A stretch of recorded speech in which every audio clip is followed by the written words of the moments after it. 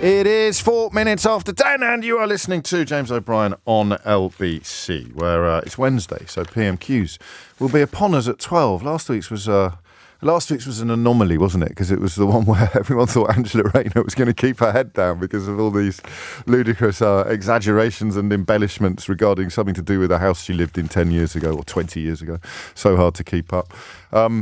And instead she came out roaring, absolutely tore Oliver Dowden a new one. So our normal service will be resumed this afternoon at 12 noon. Make sure you tune in for that. And before that, I want to tell you a story, if I may. And it's a story about this job. It's a story about the first time, just listening to Vanessa Feltz talking to Nick there. Well, welcome aboard to Vanessa Feltz, although I'm not sure who she's referring to when she talks about the throbbing heart of the country, or indeed the station.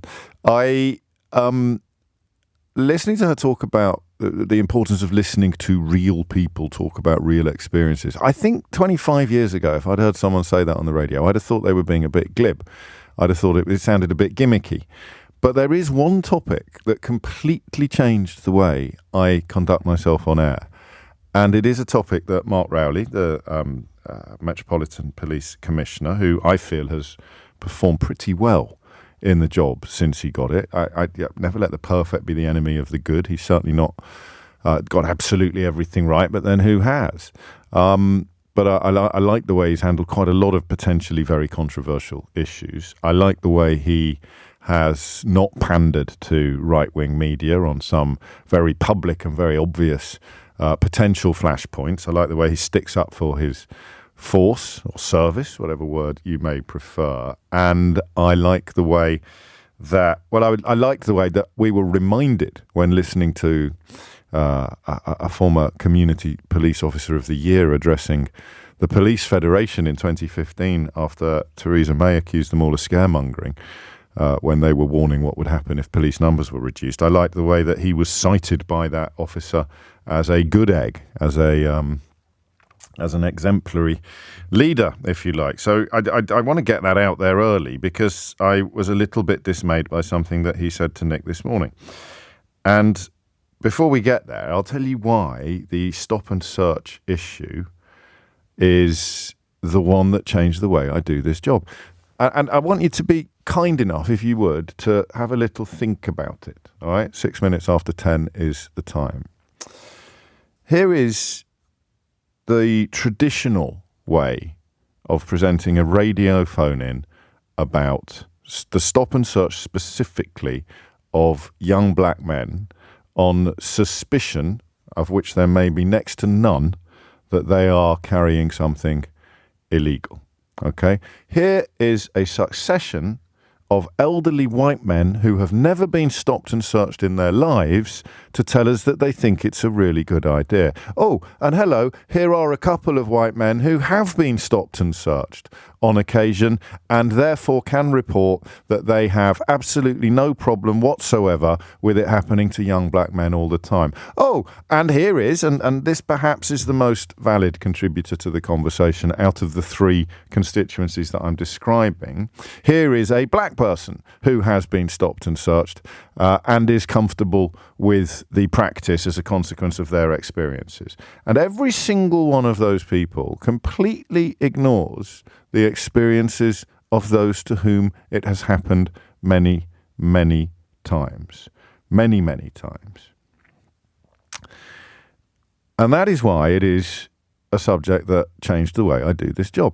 Because I came to work one day, and I make of this what you will, but I'd listened to one of those phone-ins that I've just described, a succession of white men, usually quite elderly, opining on how absolutely acceptable and desirable it is to live in a town where young black men are routinely called upon or routinely treated as though they are guilty until they can prove themselves innocent. I just listened to one of those phone-ins and I thought, I find this subject fascinating. I didn't grow up in London, and therefore it wasn't something that I was particularly conscious of as a kid. It wasn't something I was particularly conscious of growing up or anything like that. But I find it absolutely fascinating for a couple of reasons. One was that I think she was my wife by that point, had been out with a mixed race lad and therefore told me stuff about stop and search, particularly in a car as opposed to on the street, that I struggled to believe. I genuinely, in my naive public school Kidderminster way, couldn't quite believe some of the stuff that she told me was commonplace in her experience when she was dating a mixed race man. That was part of it. And the second part of it was wondering about other subjects in which we would routinely take the testimony and the evidence of people who had absolutely no experience of the process or the procedure under discussion. And you wouldn't like it if it was you, would you? You wouldn't like if it was you. And so I came on air that day and said, I only really want to talk to you today if it's something that's happened to you a lot. I only really want to talk to you today if you are somebody who has essentially been stopped and searched on suspicion of being black. And it changed the way I thought about the subject. It changed the way that we handled the subject. It's only one small corner of the British media. There are still plenty of places where you can see a long queue of elderly white men forming to opine upon a subject that will never, ever affect them, or possibly, with the little exceptions, that the two that I mentioned a moment ago, someone to whom it has. Oh, I was a teddy boy in the 1950s and I got stopped and searched twice. I was actually carrying a knife, but that doesn't really matter. I think it's absolutely fine for young black men to be thrown over the bonnet of a police car on a daily basis until they can prove that they're not guilty of anything at all. That's me exaggerating. That's me deploying hyperbole. And it changed the way we do everything. It changed the way that I do not just that subject, but almost every subject under the sun. The prioritization of experience over opinion. Not always. For goodness sake, experts have more opinions than they have experiences sometimes. Studying something, understanding something can be achieved without ever actually having happened to you. But then we took a call during lockdown from a police officer, a policewoman who I will always remember, and she said a phrase to me that I thought was absolutely fantastic. She said to me, everyone likes being policed. Everyone likes the police. Everyone supports the police until they are the ones being policed. Everyone supports the police until they are the ones being policed. Now, can you remember the context in which that conversation took place? This was when people, and I think in the case under discussion, it was middle-aged, middle-class white women, were being arrested or certainly cautioned by the police for drinking a cup of coffee in the park. It's mad to think this was only 3 or 4 years ago, isn't it? The lockdown regulations necessarily introduced quite quickly and in an unprecedented fashion to deal with an unprecedented situation, and therefore introduced quite clumsily, suddenly saw people like me or you or your mum, people who are not young black men, having a tiny, tiny, tiny little taste of what it is like when the police use their powers to demand that you prove your innocence in a completely innocuous scenario, that you can get into trouble with the police simply for being you in a space, simply for being you in a place. It's the nearest you would ever come, I think, as a middle-class, middle-aged white person to knowing what it would be like to be treated as though you were guilty of something until you could prove your innocence. And I don't think people who I have listened to and read over 20 years or more explaining how much they support the idea of young black men being treated as if they are guilty until they're innocent. I don't think I heard or read a single person who has been historically incredibly supportive of stopping and searching young black men realise that they were publicly complaining about exactly the same practice when it happened to people like them.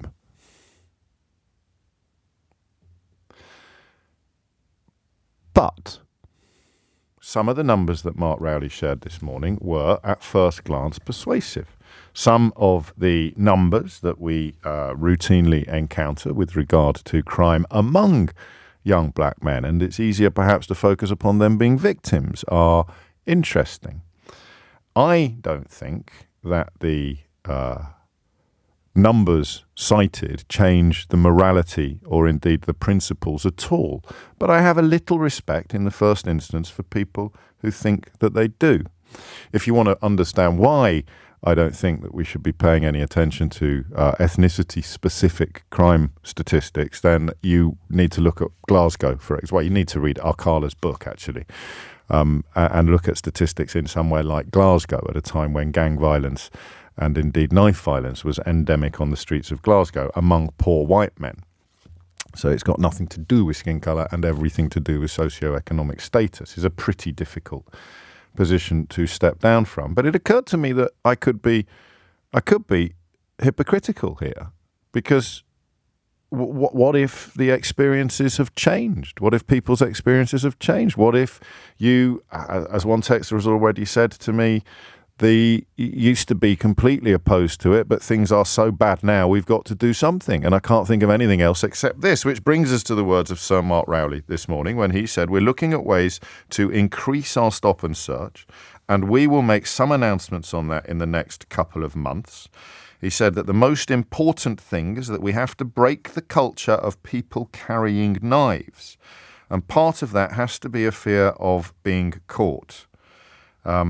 It's clear that there is unfair targeting of black people and members of other minority groups. But there is an argument, and it's not one that I'm making, it's one that I am repeating. There is an argument that that unfairness, that injustice, is a price worth paying for the broader win of reducing the number of knives being carried on the streets of London. And if you see the people most likely to be victims of knife crime on the streets of London, oddly, in demographic terms, the loss and the win will be experienced mostly by the same cohort of people. So you as a young black man are more likely to be subjected to stop and search, but if it succeeds in reducing the number of knives being carried on the streets of London, then you as a young black man are less likely to be a victim of a crime that you're currently more likely to be a victim of than anybody else. It's 16 minutes after 10. I think I got that right. I think that is an uncomplicated account of where I find myself this morning.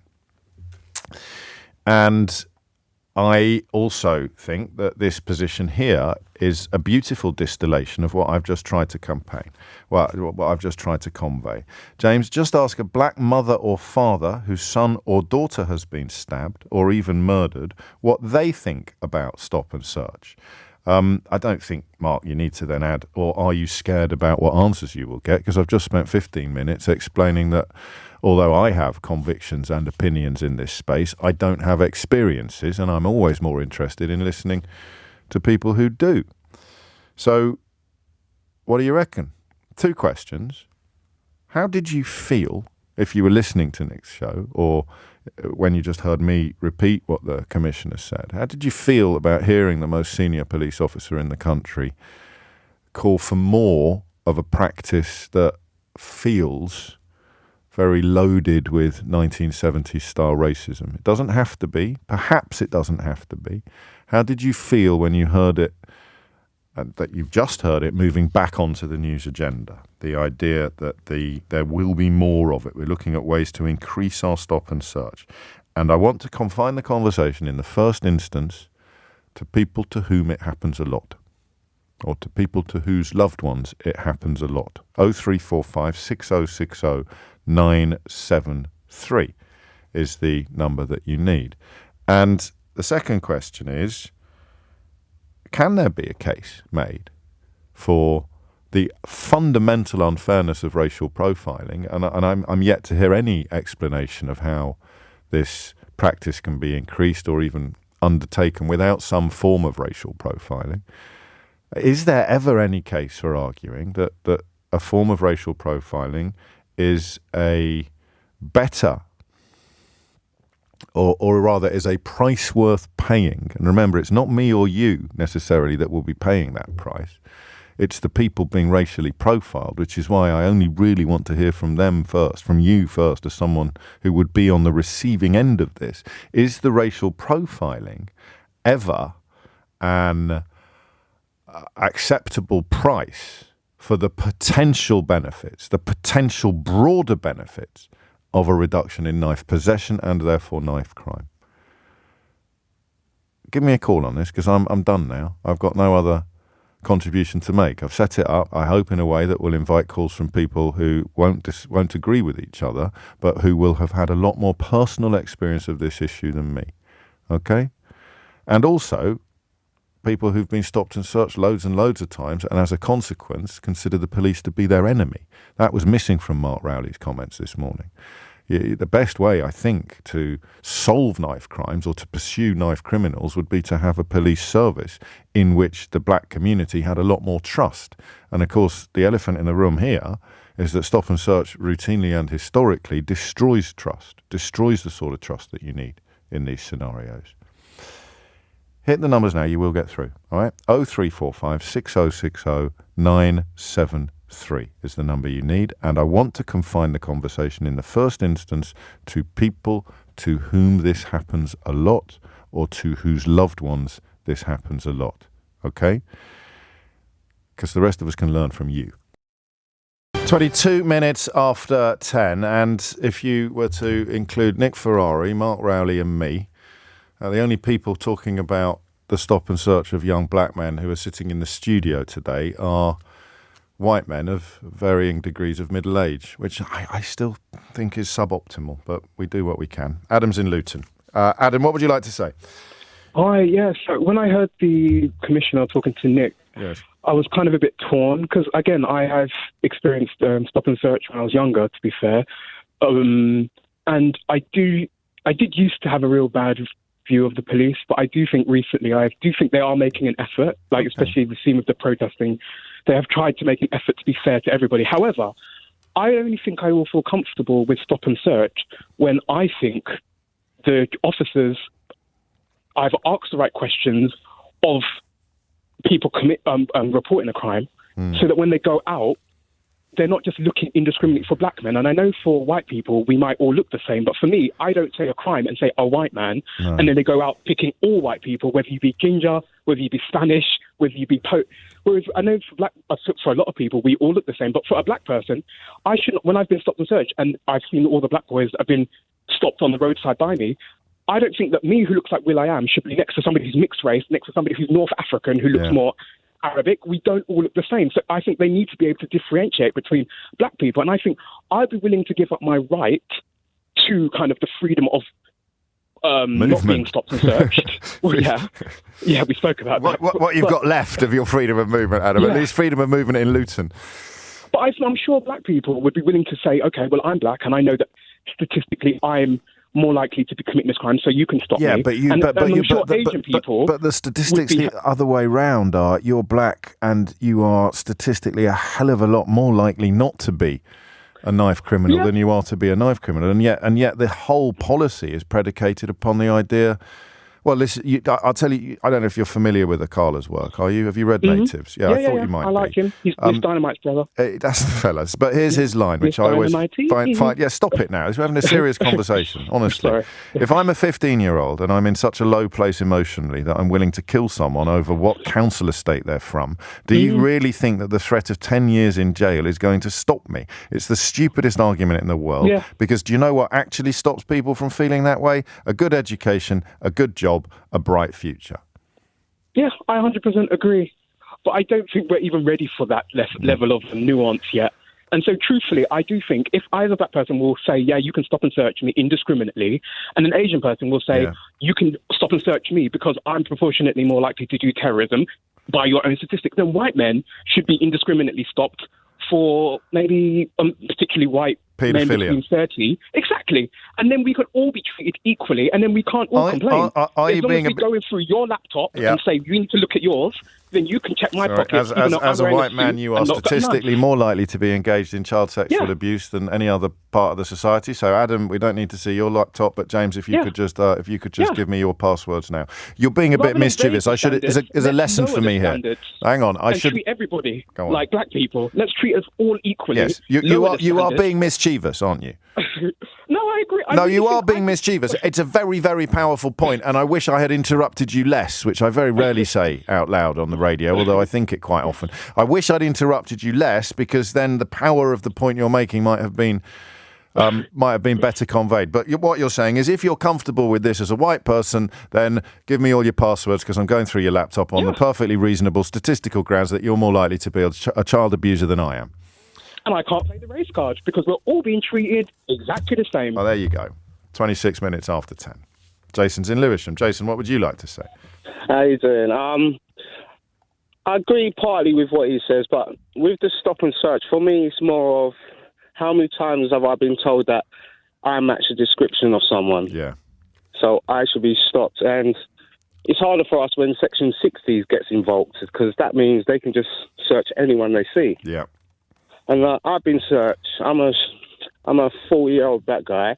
When I was younger, there was a point where I got searched every week. I can come from training. I was searched for a while. I was walking my dog. And the reason was used is that dogs have been used for robberies. Right.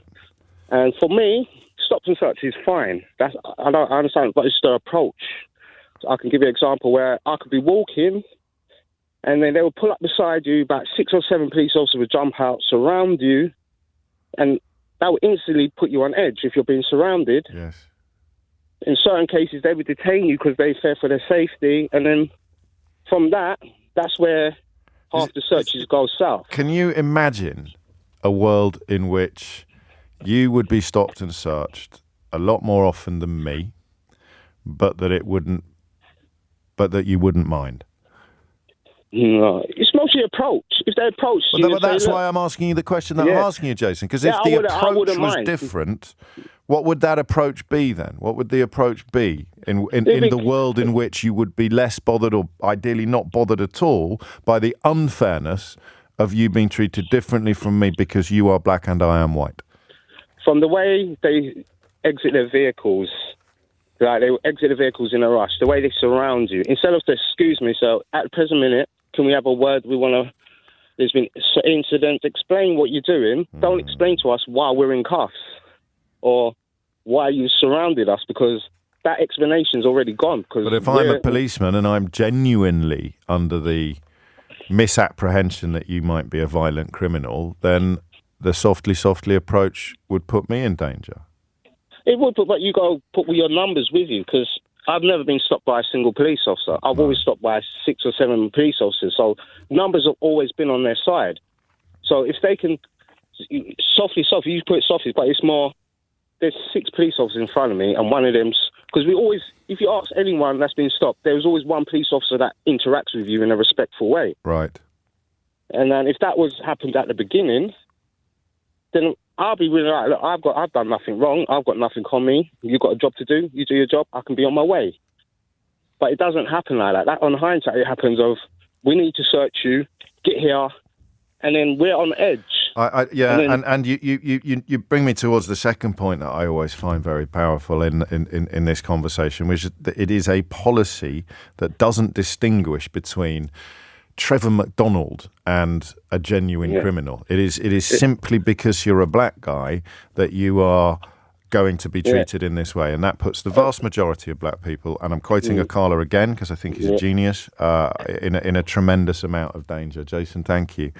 10:30 is the time. I'm in good faith, but with a little bit of scepticism. I'm trying to find the ground on which Mark Rowley's pronouncement today shouldn't cause as much concern as it has done in some quarters. And the idea that more stop and search isn't necessarily bad news for all black people. And I think we've succeeded. I think Jason was nudging us in that direction, even if Adam's very mischievous but powerful point was setting our compass in the opposite way. It is 10:30. Thomas Watts is here now with your headline. It is 33 minutes after 10, and you are listening to James O'Brien on LBC. Listen to this, if you would, from Danny. And the first line nearly put me off in a way, but luckily I'm not as quick off the mark as I used to be. So James, you can take black. In fact, you have to take black out of the conversation and concentrate on postcode. Now, this is actually what Akala also argues. He says, I'm a 50-year-old white man. I grew up on the Highfields estate in Feltham, that's in Hounslow.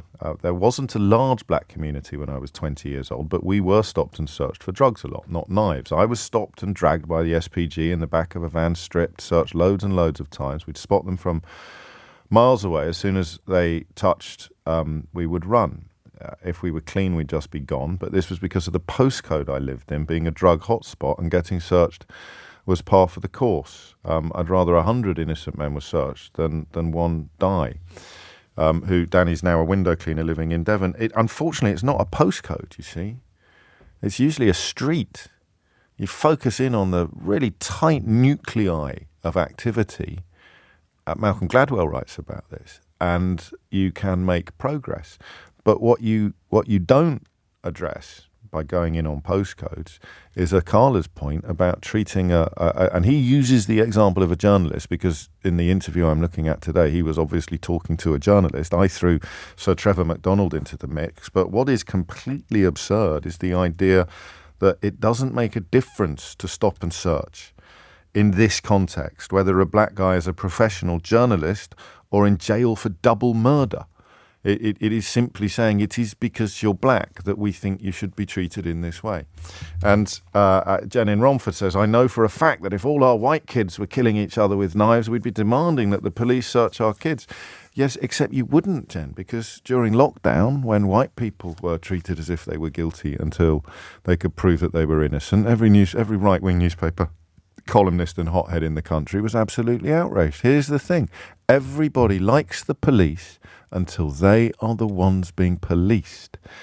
And people who are not policed in this way are always a lot more enthusiastic about the policy than people who are policed in this way, which suggests to me it's an unhelpful policy. But it doesn't mean I'm right. Olamide is in Deptford. Olamide, what would you like to say? Well, I think stop and search is very important, considering the level of crime going on in the city at the moment. Yes. But what I would like to say is the approach is very, very also important. The police needs to do their job very well. But what is the acceptable approach? You're more likely to be stopped and searched than I am. We are both as pure as the driven snow in terms of criminality. Neither of us are ever going to be carrying a knife or carrying drugs or any of those things. You're going to face this a lot more often than I am. What is the way in which it can be done to you that doesn't feel unfair? Well, can I share my experience with the police that I ever had with you? So probably you understand where I'm coming from. Okay. A couple of years back, I was stopped on Blackfriars Road in Oakham Road. I was coming from church. I was in suit. I was in smart, the best way I could be. Yeah. And I was asked I just saw an unmarked car behind me, and they pointed a gun at me while I was still driving, asking me to park. Wow. So I parked my car, raised my hands up. They drove my car and parked it properly. The gun was still being pointed at me. And I asked the officer, what was the offense? Immediately, they handcuffed me. They said they want to stop and search me. And also, they suspected I was carrying a gun. Yeah. I said, I've never seen a gun in my lifetime except this one you are pointing at me. I've never seen a live gun in my entire life. They never believed me. I was literally shaking. And they searched my car. They did it more. In fact, they opened my engine. They opened my air cleaner box. They did all kind of things for about 45 minutes. While they were doing all of this, I was still being handcuffed beside the roads. I was highly embarrassed as a black man. Of course you were. So at the end of the day, nothing was found. I was given a kind of reference. The police officer said, what do you do for a living? I said, I'm a car mechanic. I work in Deptford. I work in Oakham Road. He said, wait a minute. He described where I worked. I said, that's where I work. He said, oh, sorry, it's a mistaken of identity. I think I know you. Then I realized, the moment he said, I think I know you, I realized he's a police within the community. And then he said something. He said, are you able to drive home? Then I live in Stockwell. I said, I will manage to drive home. He said, if you can, I will help you to drive your car home. I said, don't worry, I will drive home, because I can't even trust you now to drive my car home. It was a nasty experience. Nasty doesn't come close. So what? Well, this is my problem now. I'm moving on a little bit because there's so many people waiting to talk, but I don't want you to feel hurried. But how could that have been done in a way that left you thinking that it was okay. So I questioned him. I said, how did we come to this place that Yes. you have to embarrass me this way? Was it because I'm a black man? Or the man said, well, we're doing our job and we understand that this must have been a mistaking of identity. But if you want to prosecute us, we can give you a reference for this, so you can't. I can't be bothered. No. And I'll tell you one of the reasons why I can't be bothered. Number one is, from then on, I don't trust the police. And I've got to say this. Because Forever. I wouldn't say forever, but Okay. I can't, because I won't say forever, because obviously police are there to protect each and every one of us on the street and make sure the state is safe. But of course, they have to do their job right. I know they're in a difficult situation finding out the criminals as to the right people on the street, but they still have to. Take, for instance, if I had been shot without mistaking of identity, what would the police say after my death? It was But you rang me to tell me that you thought it could be a good thing if it was done differently. Obviously, there must have been one or two things that must have led to the investigation asking me to stop, but not by pointing a gun at me. Yeah, but if the thing that led to the investigation was the fear that another black man who doesn't look anything like you might have a gun on him, they have to point a gun at you in case you've got one in your glove compartment, they would say. So I don't know whether you realise that when you rang in, you essentially said to me that you want to live in a country where people are treated differently by the police on account of their skin colour, as long as they do it nicely. I am not. To be honest with you, I am not a discriminating person. I don't mind. I don't care whoever police are stopping, whether white or black. I don't want to raise that issue. I do not say because I'm a black. I just want police to do their job professionally. Because look at the way I was harassed. Because that is the difference between me being alive and being dead, was that the police officer did not pull his trigger. If he had done at that point, well, exactly. I wouldn't be here talking to you. But I will almost certainly never find myself in that situation. How would you feel in my state, Mr. Nick? How would you feel in my state at that point that a live gun was pointed at me with a pretense of I'm having a gun in my car? No, I'm not making light of it. I think, and it wasn't just one officer; there were about 4 of them. Yeah. So how can you ring me and say I'm okay with stop and search as long as they do it nicely? So it's not every officer. What that does has to nicely have a gun. look like, though? Is the thing I'm confused by. Well, if they ask me to park and I refuse to park, because the law is, if a policeman stops you, you have to respect the law. I'm gonna push you a bit, Olamide. You're not answering my question. How could that have been handled in a way that you wouldn't have been upset by? Good. If I was asked to stop. Yeah, but they think you've got a gun, so they're not going to say, hello, potential gunman, would you mind awfully pulling over?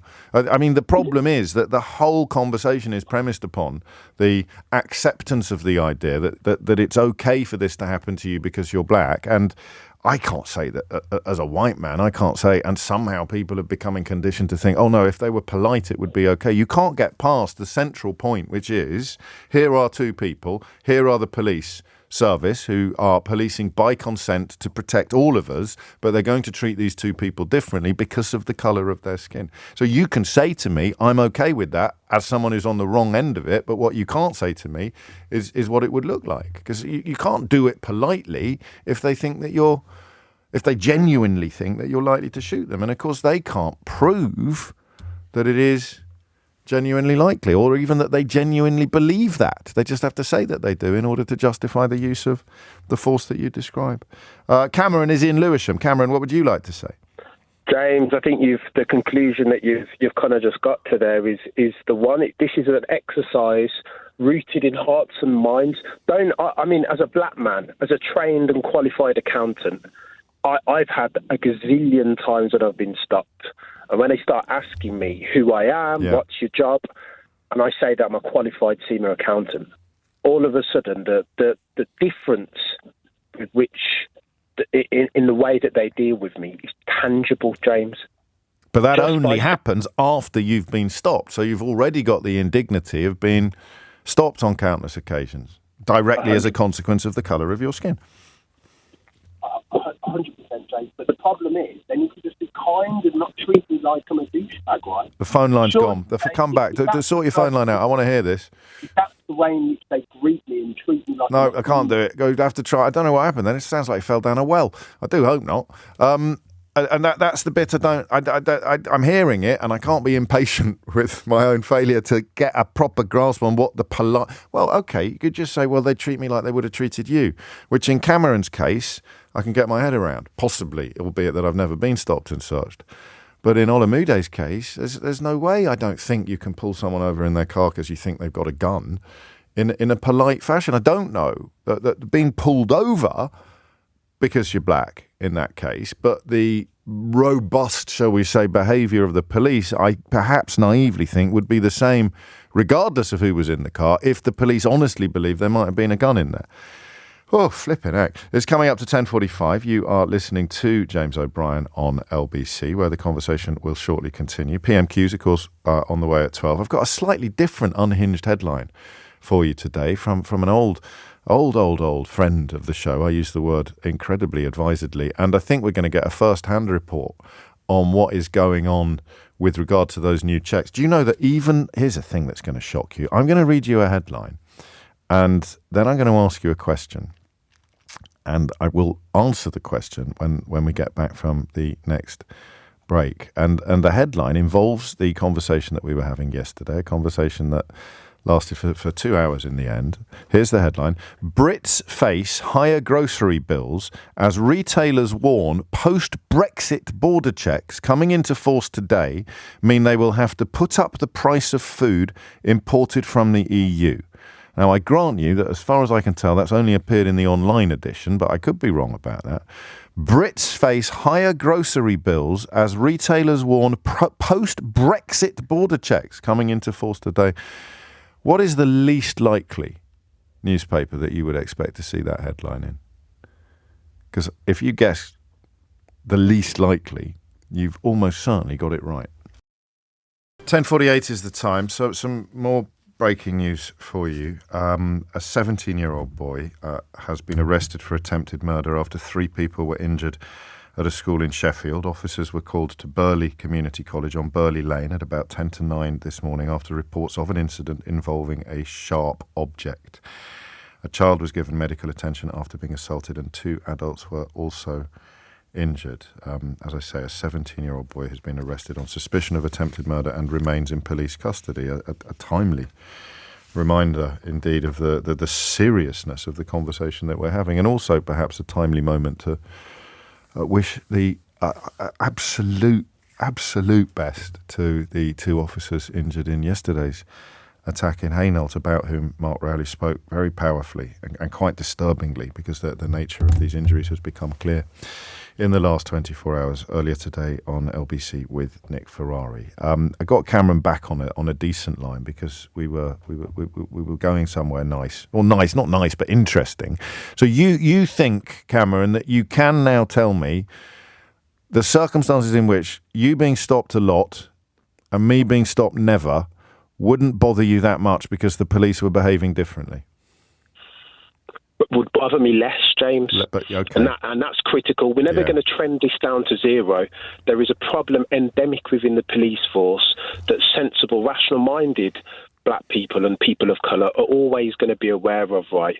But we're trying to minimise the problem. And the way that you do that, again, at the outset, this is a hearts and minds activity. You've nailed it, James, by the way that you've engaged this topic meaningfully by saying, I want to talk to people who are most affected by it. It's a brilliant example, and it's a brilliant case in point. Understanding and with care and with a bit of humanity, that's exactly, in my experience, what the police lack in the way that they deal. I've never committed a crime in my life, James, but I give you the example that I gave you at the outset. I'm a SEMA qualified accountant. Knowing that piece of information shouldn't change the way in which you treat or talk to me or handle. So they should be on that respectful place before they find out what your professional status is. It should be your citizenship, your humanity, your just your existence that deserves respect. Let me read you something though. I'm all over Akala again today. I just think he's such a thoughtful and powerful thinker, and he cites something that is called the Transformative Violence Reduction Unit in Glasgow, the VRU, where they look at school mentorship, employment opportunities, community initiatives, a city that was and is, I think, or was at the time, much more violent than London. And it was successful. Carla says, Glasgow has seen a massive reduction in violent youth crime, even though the city itself is more violent than London. If poverty, domestic abuse and expulsion from school give us the strongest common indicators for knife violence, rather than blackness, then what should we be working to change? It's not rocket science. And now I'm going to play you what Mark Rowley said earlier today. And I think that these two positions are at odds with each other. I think the most powerful thing about stop and search, there's lots of contentious views in communities, and particularly it's particularly sad in black communities who are the greatest victim of knife crime. A statistic you'll have heard me mention before, probably, young black men in London growing up are 13 times more likely to be murdered than young white men. 13 times. That's horrific. We need to come together to solve that problem. Part of the answer is stop and search, done properly and fairly and compassionately by police. And the thing that's most powerful is mothers who've lost their sons always say, why can't the police do stop and search? That's why we have to do it. We have to find a way to do it compassionately with the support of the communities, and you'll hear more of that in the next couple of months. See, that's powerful, but it is at odds with what Akala says. He says, focus on these other issues, which are bigger indicators for knife violence, rather than blackness. And Mark Rowley, very, I think, clearly is saying focus on blackness. So who's right? Oh, James. Bloody Nora. Listen, Akala's right. And if I boil down what Akala's saying in a nutshell, this is not a racial problem. This is an economic, a social and an economic issue. And we shouldn't confuse the two if we wish to address them with the urgency and the robust processes that they deserve. And this is me talking as a victim, not a victim. See, look at what I'm doing there. James, you hear the paranoia seep in. Yes, I do, yeah. Well, I think you are a victim. And that might be my, I don't know, white saviour syndrome or whatever it's called. Because if what happens to you happened to me, I would feel aggrieved. I would feel victimised. James, I'll give you a quick example to close. Yeah. I passed my driving test at 17 years old. And I grew up in a predominantly Caucasian area in Birmingham called Sutton Coldfield. Yeah, I know it well. Coming back from a nightclub, I went to see a friend. Like, it wasn't that late, probably about 11:30, maybe midnight. And I dropped a friend off back to his house. And we stopped in the car talking for about 20, 30 minutes. And I lived literally 2 minutes away from that friend, again, Sutton Coldfield, Warmly to be specific. When I drove out from my friend's road, the cul-de-sac, I was greeted by 4 police vehicles, 2 of which were vans, pulled over, yanked out the car, thrown against my car. And it was all so aggressive. I've never been so petrified and scared. And that stayed with me. That was like 20 years ago now. And that stayed with me. Just the way in which they dealt with me as if I was like the worst kind of criminal. Of course it did. James. And that's the way. That's exactly what police don't need to be doing. Don't disenfranchise the community. Try and bring the community in and make us work to solve together, collaboratively, to try and solve for this circumstance, because it can't be us and them, James. But then we need, and that's why Mark Rowley's words were so interesting, because he sounds like he understands that, but I don't think anyone yet has really got close to describing the behaviour that you would like to be on the receiving end of as preferable to what you're currently on the receiving end of, and he believes he is capable of introducing. I thank you, mate. I'm glad we got you back on. But how old are you, Cameron? Mate, you're asking the exam questions. Ballpark. I will be 40 this year, mate. So it wasn't Pagoda Park that you were on your way back from then? No. just checking. It's 10:56. Roy's in Uxbridge. Roy, what would you like to say? Hello, good morning, James. Hello, Roy. How you doing? You all right? Yeah, I'm very well. What's on your mind? Well, I actually inherited LBC from my mum, yeah? So it's the very first time I'm calling, so excuse me. I've never done this before. You're very welcome. Yeah? And thanks to your mum as well. Well, she's now a dementia sufferer, unfortunately. So I'm sorry to hear that. Yeah, that's just life, yeah. I mean, I'm 61 years old. I'll do this really quick. I'm 61 years old. Yeah, I'm black. My parents were Jamaican, and so I'm the first generation in the UK. Yeah. Yeah. Now, the conversation I listened to on LBC, a lot of people don't understand. What you're talking about is normal. I was brought up in Harlesden, Northwest 10. Yes. Yeah. This is normal. So when people are talking about their outrage, nobody wants to be stopped. Whether you're black, white, Indian, it doesn't matter. Sure. Nobody wants to be stopped and intimidated. But one thing I learned later on in my life, Yeah. You can't deal with a problem that's open-ended and sit down and talk about it all day long. You're never going to solve it. Yeah? You've got to deal with the root causation. Yeah? What has brought it up to this? In the 70s, I got done for sus at 15. They followed me down Oxford Street all the way to Tottenham Court Road, and me and my pal got marched to the police station and got arrested for sus. For what? For jumping off the bus and jumping on another bus. Yeah. So this is something, and this is the biggest joke. There wasn't no black police then. Yeah? There weren't no black police. Every policeman was white.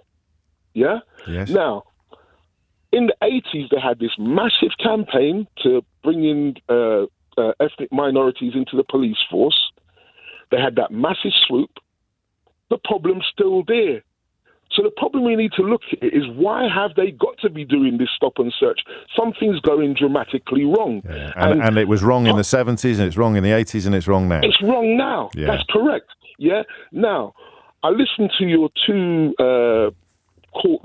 just before I came on. I listened to the two suggestions of what their opinions were. They've both got a point. Yeah. But let me tell you this straight. Go on. The only way you're going to deal with this now, it's not a black problem anymore. Yeah? It was a black problem. It's now a multicultural. It's a society. It's a social problem. Yeah, you can't tell my 15-year-old grandkids or whatever, listen, you know what, slavery and do you ever watch Roots, and this is what the white people done to us. He's going to say, what are you talking about? Yeah, my pal's Polish, and my best pal comes from Somalia. I see. So, Yes, I understand what you're telling me. That society is not divided in the way that it was when stop and search became both a byword for policing and a thing. Correct. And I hadn't thought of it that way around. And we're gonna run out of time, but I want to push you to something. Just wait. Paul makes a point. Yeah. You heard those two quotes. You heard me quote Akala, and you heard me play the clip of Mark Rowley. Paul suggests that Akala is talking about dealing with the root causes of knife crime, which is what you addressed. Well, the commissioner is talking about reducing the knife crime resulting from those root causes. Could they both be right? They are both right. Interesting. But that means that we're back to this, I don't want to say mythical, but we're back to this idealised idea of you as a black man, your grandson as a black boy, being stopped and searched a lot more than people like me, but in a way that doesn't foment grievance and unhappiness. And I don't know that I still, an hour into this conversation, I still don't know what that policing would look like, Roy. It's very, very difficult. They've got a very difficult job. But before I cut, I'll say very quickly, go on. I was a cub. I was a scout. Yeah. I was in the Air Cadets. Yeah. I came from a different regime. Tell these kids that now. You got me joking. Yeah, so we're going down the a little bit more discipline, a little bit more good behaviour. I mean, I was in the Air Cadets, mate. I got expelled from school for involvement with cannabis. So it's not necessarily a guarantee, but of course, being a white bloke, it didn't ruin my life. It is 11 o'clock. Thank you, Roy. You're listening to James O'Brien on LBC. 4 minutes after 11 is the time. And we move next into territory where the police are very much playing catch up. I'm going to tell you a story that has been haunting me for weeks. And it's a story that when it was shared with me, it contained several gaps. And the gaps were there for everybody. They were there for the family to which this happened. And they were there for the people, mutual friends, who told me the story. And the gaps were then there for me. And then something happened this week that filled in the gaps. But I'm warning you now, this is a conversation about something that has become known as sextortion. A warning from police this week. Schools being warned that pupils are being targeted for nude images by criminals for the purposes of blackmail.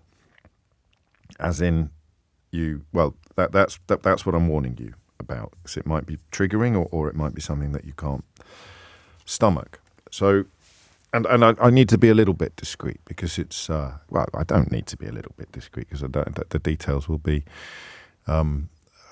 happening in different families and different schools up and down the country. But I was told this story by someone I used to work with, actually, someone who used to work here, and it involves someone else that we both know.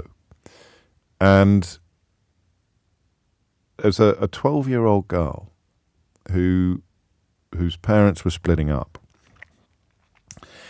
and who became caught up in circumstances that her mum and dad were utterly unaware of.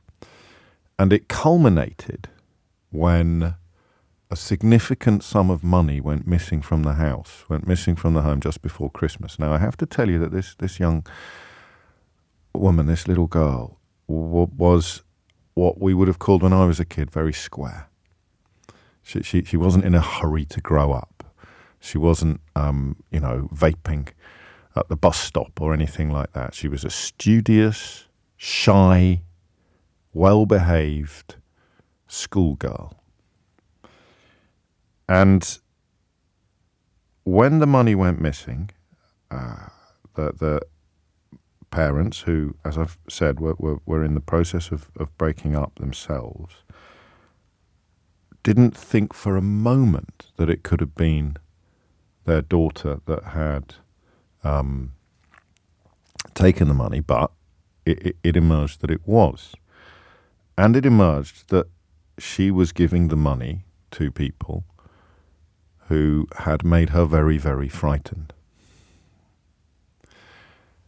And then it emerged that these people were in possession of photographs of her that were, I'm afraid I'm going to use the word explicit. Now, these are the gaps, all right? Nobody knew when this story was shared with me just before Christmas. Nobody knew in the entire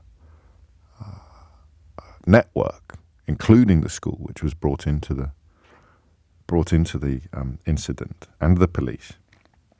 But nobody knew at that point the circumstances in which she had taken and sent those photographs, because she was traumatized and she was incapable of talking about it. She was so frightened. I can tell you now that she's in a better place, both geographically and emotionally, but I do not know how long it takes for this stuff to work through the cell. I don't even know what words to use. So what had happened was that she had been groomed in ways we did not understand, they did not understand, into doing this thing, taking these photographs, putting them in the hands of people that were clearly not to be trusted. Although, again, details missing. I don't know whether she did trust them when she did it, or whether she was already acting under duress when it happened. The gaps got filled in this week for me.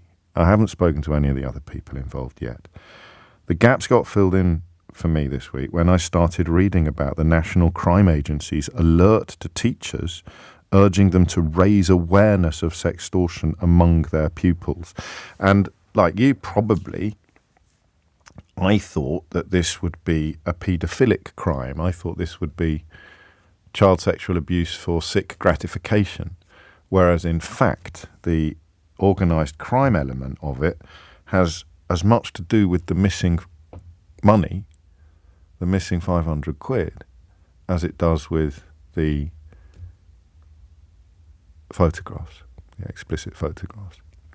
and other elements that contributed to the gaps that I'm describing to you include everybody thinking that she was doing homework club at school for an hour or for half an hour before school every morning, but it turned out that actually she wasn't. And it was, when I was told this story, still wasn't known what she was doing in these windows of time, but money was at the absolute heart of the offence. And almost all of these gaps, with one unexpected side effect, if you like, side issue, almost all of these gaps were filled in for me earlier this week when I started reading about boys like Dinal de Alwis from Croydon in South London, who died by suicide in October of 2022 after receiving threatening messages from an anonymous blackmailer, and Murray Dowie, same age,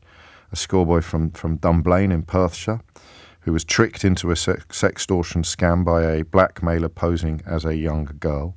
The unexpected side effect or side issue is that this is as likely or more likely to happen to schoolboys as it is to schoolgirls. So in the case of Murray, someone pretending to be a teenage girl, someone pretending to be his age, starts flirting with him online, possibly even sends him, I don't know the details, so this is speculation from me, sends him some photographs, explicit photographs, and asks for some in return. And when he sends them in return, they reveal their real identity and say, if you do not give me money, or if you do not send me more photographs of you this is where the CSA angle comes in, if you don't send me more photographs of you doing other things, then I will send these to your mum, or I will send these to your mates, or I'll put them up at the notice board at school, or I'll post them on Facebook, TikTok, WhatsApp, all of it, Snapchat. And I feel sick talking to you about this because of the way in which the news this week involving the National Crime Agency's alert to teachers and the story, the reality that I was made aware of before Christmas, and then the completeness with which the news has filled in the gaps in that story has really actually disturbed me this week. It now makes sense. I now think I know pretty much what was going on in that poor girl's life. I can't begin to think how you help her back to normality, but that process is, in this case, underway. So we need to talk about this. We need to talk about this. And, of course, the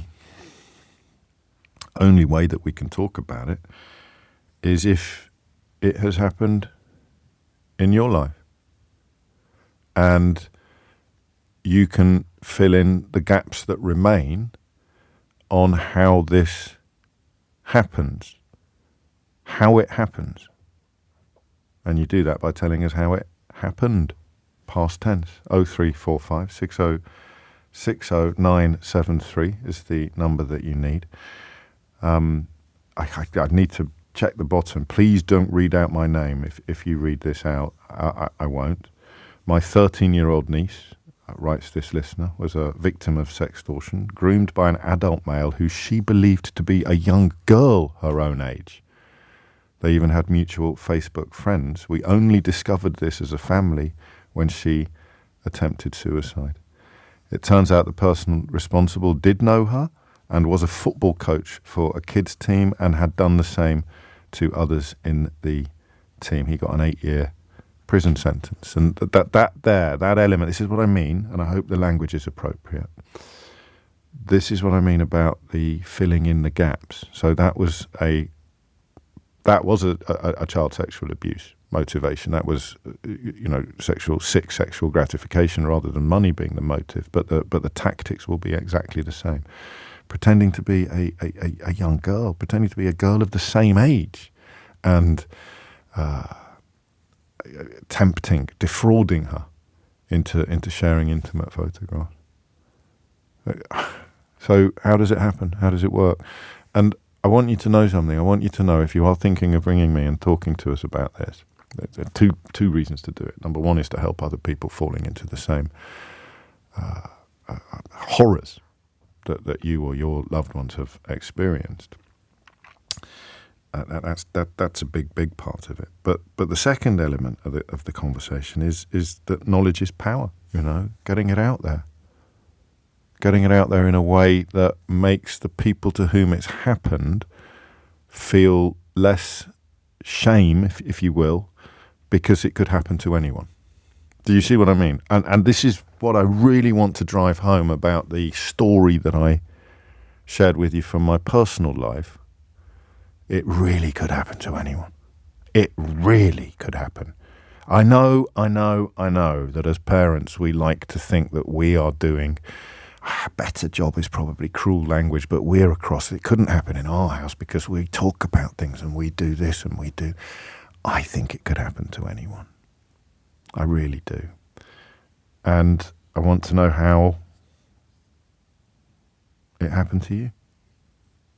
0345 6060 973. And I also want to know, this is why I suggested earlier that the police and the schools and of course the parents will be playing catch up, but I also want to know who helps, what the system does when you find yourself in this nightmare, when you find yourself in this hell.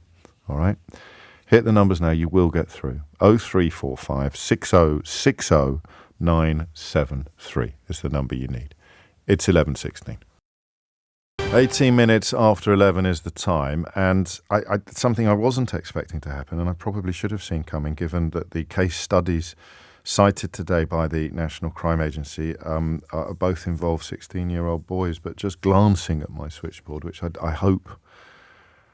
kind of hope doesn't light up. You don't want to think that this is happening in loads of families up and down the country, but it clearly is, given the warning issued by the National Crime Agency. It seems more likely to happen to boys than to girls. There is some advice offered up by an expert writing in the Times newspaper today, which we will definitely get to as well. 19 after 11 is the time. Anna is in Bristol. Anna, what made you pick up the phone?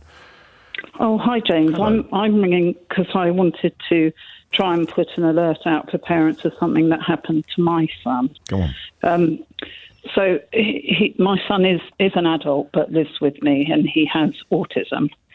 He is working. Yes. He was contacted. He does a lot of gaming. Okay. And there is a games social media site, and I don't know what it's called, and Okay. I don't want to go and ask him. So he got chatting to this girl, Yeah. and it obviously wasn't. I think he got. Well, he sent thought it pictures. was. He thought it was. Yeah, he thought. Oh yes, he obviously thought it was, and he got persuaded to send a video of Right. himself doing things Yes. back to them. And then the calls for money started, because they were going to send all the video to his workmates and anyone in his social media contacts. Fortunately, he rang me. I was away on holiday, and fortunately, he rang me to let me know what was happening. He was massively embarrassed, but blimey. he did ring me. I mean, it was awful. How 'cause much he's were they very asking shy for, anyway. if you don't mind me? He wouldn't tell me. He just Okay. said it was hundreds of pounds. And if But he didn't send it, they would do what? They were going to release the video to his workmates and anyone in his social media contacts. Good God. So he rang me. I was in the middle of nowhere, but managed to get his brother on the phone as well, who was at home in the UK. And we talked to him, and I took some advice. And I was told, if you stop engaging with them, Yes. they will go away. Right. And it's a big risk. Of course It it is is. a big risk. But if I had some friends with me who said if he gives them money, they will just keep coming back for more. Yeah. And they're probably, because they're criminal gangs, I understand, this wasn't child sexual exploitation. He would have been on a list of that they were working through, working the contacts, trying to keep the pressure up on them. So we got him to disengage from all conversations with him. We got him to get rid of all these social media sites that he had. And then my sons both work in a nightclub.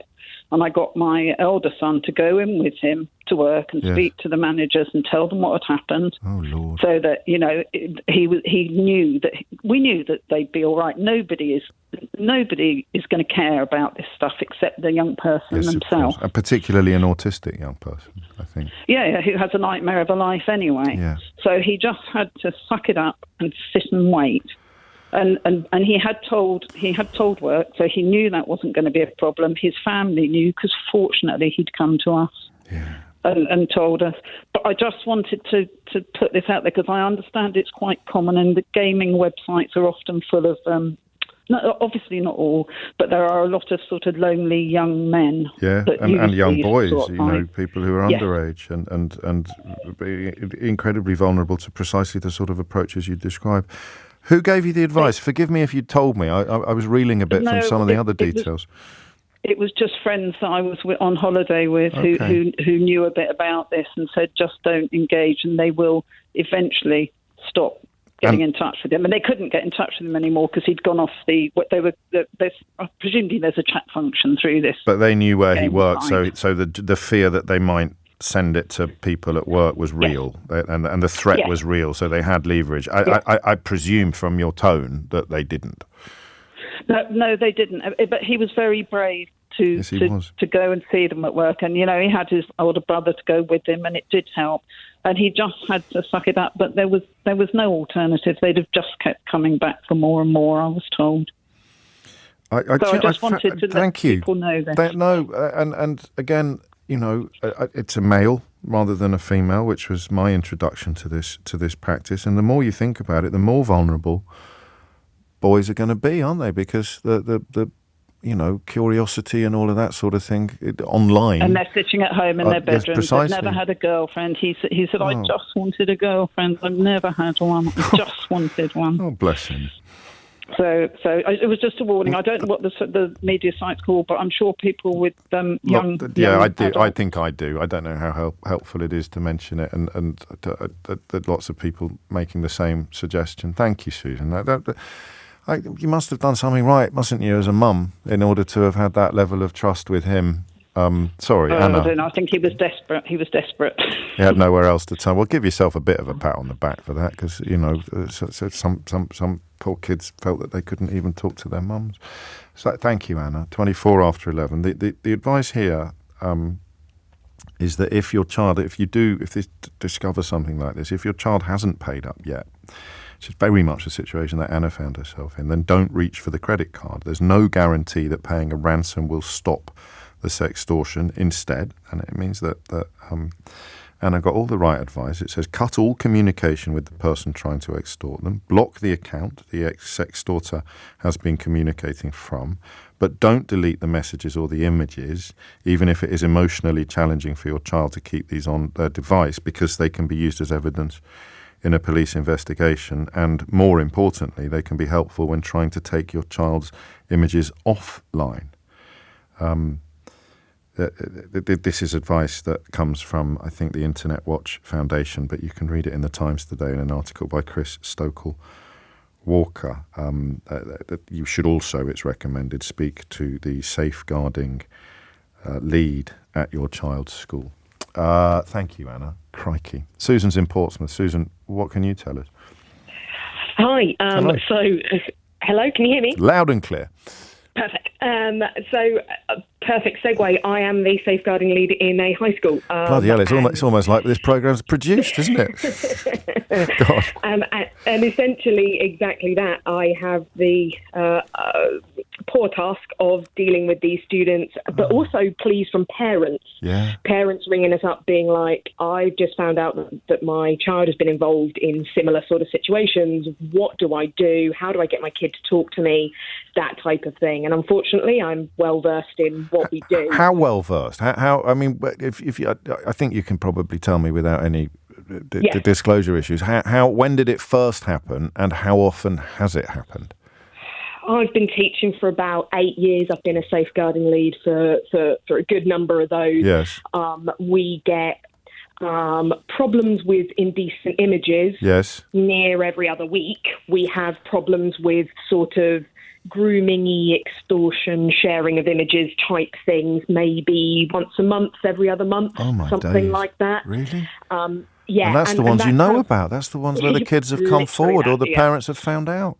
Exactly. And like that's what prompted me to ring. One particular case comes to mind. Again, I'm not going to break any sort of confidentiality here, but a top set boy who is incredibly intelligent, and if I was to line up every kid in our school and think who might fall for one of these things, he would not be on my radar. Yeah. But he got sort of hoodwinked by an attractive teenage girl online, who obviously wasn't a teenage girl online, and genuinely thought that she was real because on her profile she was friends, in inverted commas, with all of his friends on social media. Because you follow someone, they follow you back. It literally exactly that. And so they got talking. He did the stereotypical teenage thing, falling for this girl.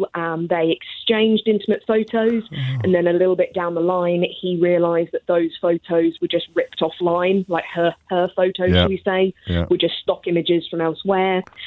She started to blackmail, if you will, him by saying, I need more photos, otherwise I'm going to release your image.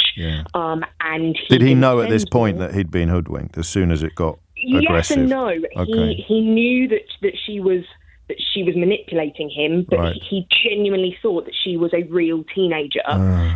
Basically bit up to no good. And it was only when I pointed out that, okay, have you ever seen her in real life? Have you ever spoken to her on the phone? No. Has anyone you know? No, but I'm friends with all of these people online. She's mutual friends. No. Have they ever met her? No. And you could see the penny drop. Luckily, his parents found out that his image had been leaked online quickly enough for them to report to me to sort out the young lad, report it to the police. We shut down his account, all of this, that and the other, before money was exchanged. But he was so close, and like I said, top set kid. Who did he come to first, you or his parents? He didn't come to his parents. I think maybe one of his friends or something told his parents. His parents rang us, and I pulled him out of a lesson, and I sort of levelled with him and sort of like, this is going to be an awkward conversation for both of us. But what was he like? What was his reaction? I know you've done it more than once, but in this particular case, he hung his head. Initially wanted to sort of deny it, and I sort of reassured him that I've done this unfortunately so many times. So there is no shame in this. He was just embarrassed, but also wanted it to stop. And tragically, he really felt he'd let down his parents, which obviously isn't the case. No, of course not. But you always do, don't you, when you're that age? Yeah. One little nuance, if I may. I want to flag that when a lot of the time when we to the police and they help, they do have that small clause, which is if a child takes a picture of themselves, technically they have made an indecent image of themselves. Yeah, of course. And we warn our students in their PSHE lessons about taking those intimate photos. In any context. So it's another reason. So it's another reason not to do that. But do you warn them about this now as well? Yes, absolutely. Right. But what we have had cited back to us from the kid is I didn't want to say anything because I knew that the police don't like us taking intimate photos. So they almost... so you've successfully driven home the don't take intimate photos message, albeit that they've ignored it, but you've driven it home successfully enough for them to think, well, I can't go to the authorities with this because I've done that thing they told me not to do. Yes. Oh, that's so interesting. This is grim stuff, isn't it? Do you get the support you need? Do you get the kind of and honestly, we have a really good supportive team amongst us, but honestly, seeing the kids getting a big hug from their parents and their parents telling them it's okay, that's all that we need, that we've helped sort of pull them out of that hole. Set me off then. That's well done. Appreciate it. Thank you. It's 11:31. Thomas Watts has your headlines. 26 minutes after 12. I'm always guided by you. Well, not always, because sometimes you might have gone a bit bonkers. But I am generally guided by you. So I can tell you that there is an instant messaging and VoIP social platform which allows communication through voice calls, video calls, text messaging and media and files called Discord. I have no idea if that is the one that was alluded to by an earlier caller. But I am more than happy for people concerned about what they should be checking and where they should be looking to share the fact that that is an incredibly popular social platform where it would be possible for some of the things that we've described to happen, although I'm sure that they are just as disgusted and concerned about these matters as I am. On a slightly lighter note, because I feel the need to put a little pause between the last two calls and the next one, I'm going to read you a message from Andy in Basingstoke, which is, listen, what I don't want to do with this is start an avalanche of agreement, because I'm not sure that I could cope with that. He writes, James, I really do enjoy your show so much. You are a journalist of the highest calibre. But often I have to switch off because of your habit of noisily swallowing or suppressing a belch right into the microphone. You probably don't even notice it, but it is very off-putting. Please listen back to your current show. All the best, Andy in Basingstoke. Well, I notice the heavy breathing of another colleague sometimes, but not to the point of switching off. Why? So is this a thing? Apparently, Keith agrees. Is it because I've just had a sip of tea? Is it, or it's well? But everyone swallows when they talk.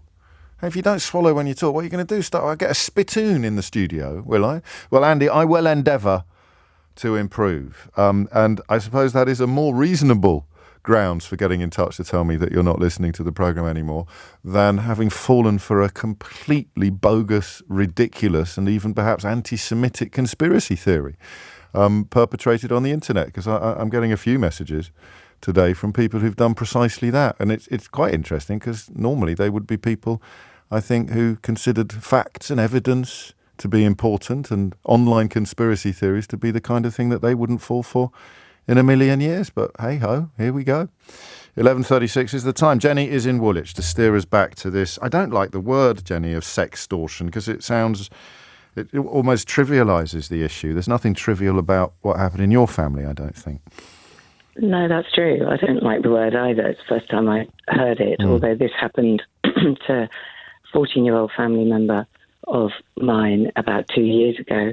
And the reason I wanted to ring in was really about and I'm very, very pleased you're talking about it and highlighting it because it's around the lack of understanding and sensitivity demonstrated by the police in our case. Oh.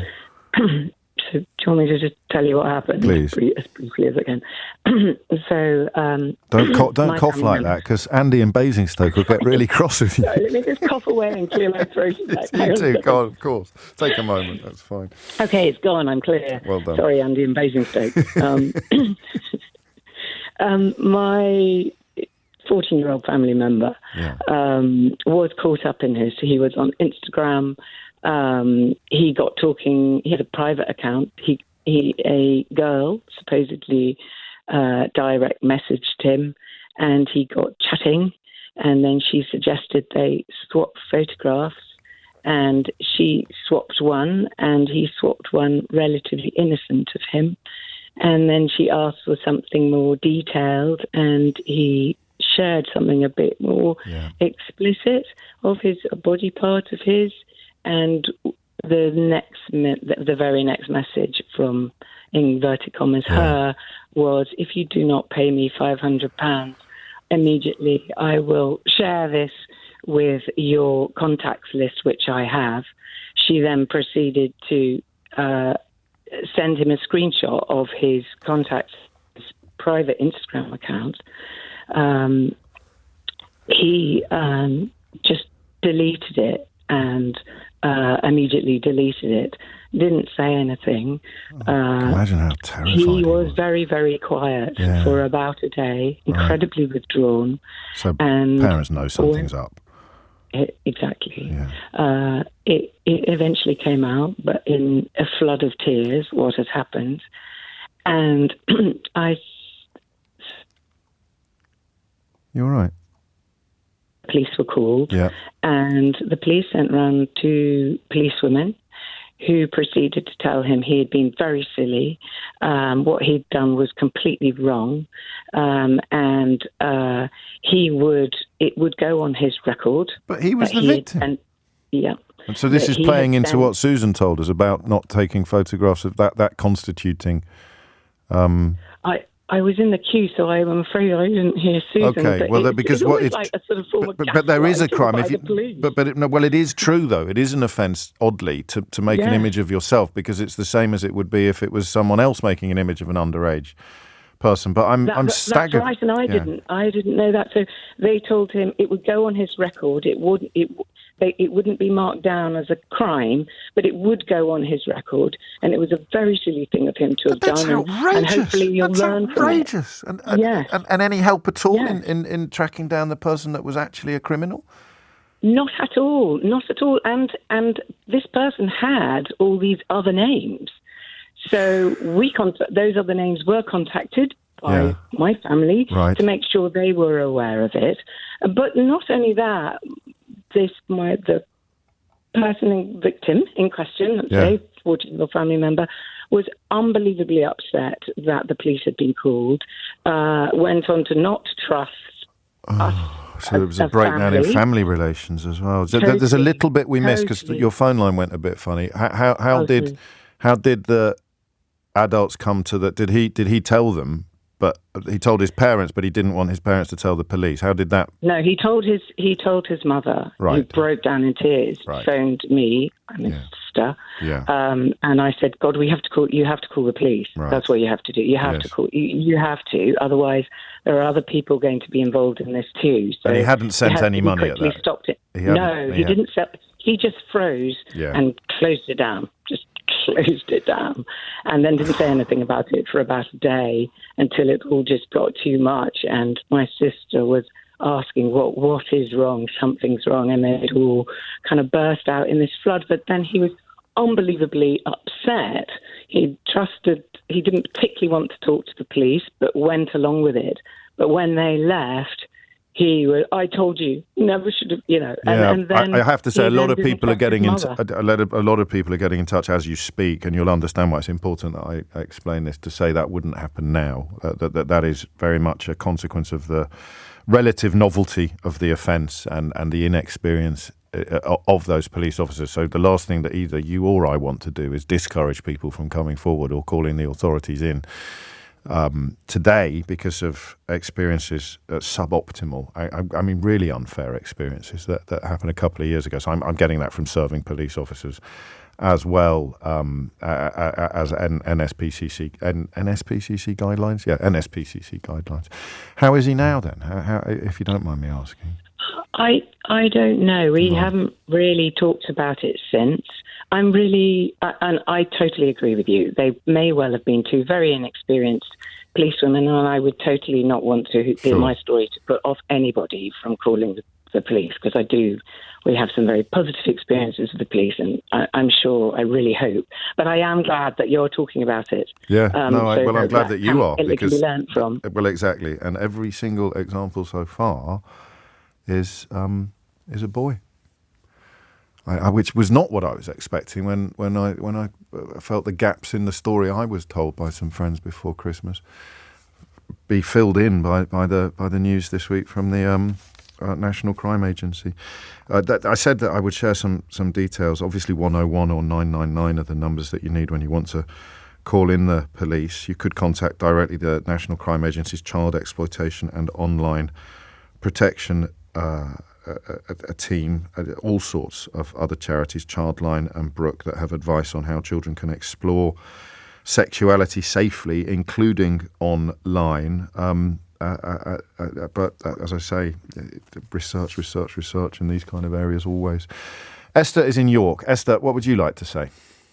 Oh, hi, James. Hello. I think I know a bit more than most, unfortunately, about this topic. I'm a court reporter, and I could only describe it as an epidemic. Day in, day out, these people are in court for doing this to young girls, young boys. Oh Lord, really? When did the dam break, for want of a better? I think the rise of, I'm going to say Snapchat is the worst or the most frequently mentioned, because the rise of these sophisticated messaging services where messages disappear. Yes. And so young girls, young boys, they think they're pretty safe. They think they're sending something temporary. But of course, messages can be saved, images can be saved. Lord. You sit in court and in the public gallery there'll be a boy and perhaps he's gay and he's not told his family, he's not told his school friends, and so he's fallen victim to a predatory male, grooming him, asking for pictures and then making horrific threats or demanding money. Sometimes it's young girls. They can be, 12, 13. They're often the girls that perhaps don't have confidence, don't fit in. Yeah. Perhaps they've never had a boyfriend and they want to that's what happened to the family I know. That was very much the scenario there. It's gross. I had no idea it was so widespread. You are. And it's clever. I think you're the court reporter for Teesside Live and the Gazette.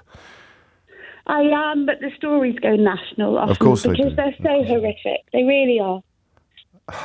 And these are the ones that get all the way to court. Is that? I mean. The appetite for prosecution and the ease of identifying culprit is something I know nothing about. I only know about the ones that get to court, and I try and only cover one a day because I don't want to cover too many people. But if you wanted to, you could cover more than one case a day of this crime, this type of crime. Very, very easily. But for my mental health, I try not to. You're not kidding. And what sort of sentences are routinely handed down in the event of a conviction? Some of these cases get very, very serious. There was a case recently where a man was demanding naked images from a girl, and he got them. And of course, but then he went to meet her. She didn't know. On her way home from school, off a school bus, tried to stab her. So some of them get very, very serious. Right. Others are lower level, and we're looking at 3, 4, 5 years in jail. And of course, they serve half. And if I was caught doing that, well, not me, but if someone was caught doing what we've been talking about today, the blackmail, the procuring the pictures and then using it to try to get money out of a young person, what sort of sentence is in place on that very specific crime? It's really hard for me to say. Okay, fair enough. It's an irresponsible question. Well, not irresponsible. It's a silly question. Esther, thank you. Esther Halligan, I think, is your full byline. So thank you for that. Esther Halligan, and stay off Snapchat. The only thing I've got to say. Stay off Snapchat from someone sitting in a court, literally covering the consequences of these experiences in these cases. Those are pretty powerful words, aren't they? Stay off Snapchat. 11:47 is the time. 10 to 12 is the time. That headline, I did actually forget. I was reminded by esteemed colleagues, but I did actually forget to tell you that the headline did in fact appear, certainly in the Mail online. I haven't been able to find it in the print edition, but I can only expose myself to the print edition of the Daily Mail in relatively small doses. I haven't been able to find it in the print edition, but I can tell you that the online edition of the Daily Mail did carry the headline this morning, and I don't know whether you want to make a note about this in your Brexit calendar. Brits face higher grocery bills as retailers warn post-Brexit border checks coming into force today mean they will have to put up the price of food imported from the EU. So there you go. It's taken 8 years. But finally, the Daily Mail, which is still publishing Daniel Hannan, would you believe? I don't want to spoil Unhinged headline, but it's still publishing Daniel Hannan on another subject. But the Daily Mail, that probably did more than any other organ in the country to persuade the population that leaving the European Union would bring about cheaper food, or certainly wouldn't bring about more expensive food, now admitting, if you like, in an article that these new border checks will mean that the price of food imported from the EU goes up, something that my friend and regular guest on the programme, Andreas Georgiou, has been warning us about for years. And it is to him that we turn. And I would stress that Andreas's greengrocers in Chelsea is arguably the best in the country. He deals with the kind of food that is incredibly good provenance, incredibly good origin, and his clientele includes some of the most famous chefs and restaurants in the country. And I mention that because if it's affecting that level of food supply, then you can only imagine what is going to be happening as you make your way down the kind of provenance pyramid to the imports and exports of other foods as well. And also, of course, because it is the smaller outfits that are going to be hit the hardest. So we've had 24 hours, Andreas, to measure the success or otherwise of the new checks, the new regime. What have we learned? Morning, James. Well, immediately what we learn is that Sevington, the new facility for doing checks, which is roughly 50 miles outside of Dover, ceased to function last night, which meant a massive backlog of lorries. Also due to the fact that obviously HGV drivers can only do a certain amount of hours, so they had to sort of give up. And then at 4:20 this morning, I was notified that 2 such lorries with lots of my stuff on, one from Smith and Brock and one from European Speciality Foods, were stuck in there and waiting to be processed, waiting for the checks to take but they place. had to stop the process simply because they run out of hours of waiting. So they both arrived sort of between 7 and 9 last night, which is normal time. But they have to stop. They have to stop work because of the Working Time Directive, which means they have to park up and wait until the next morning so that they can then get into the queue to That's correct.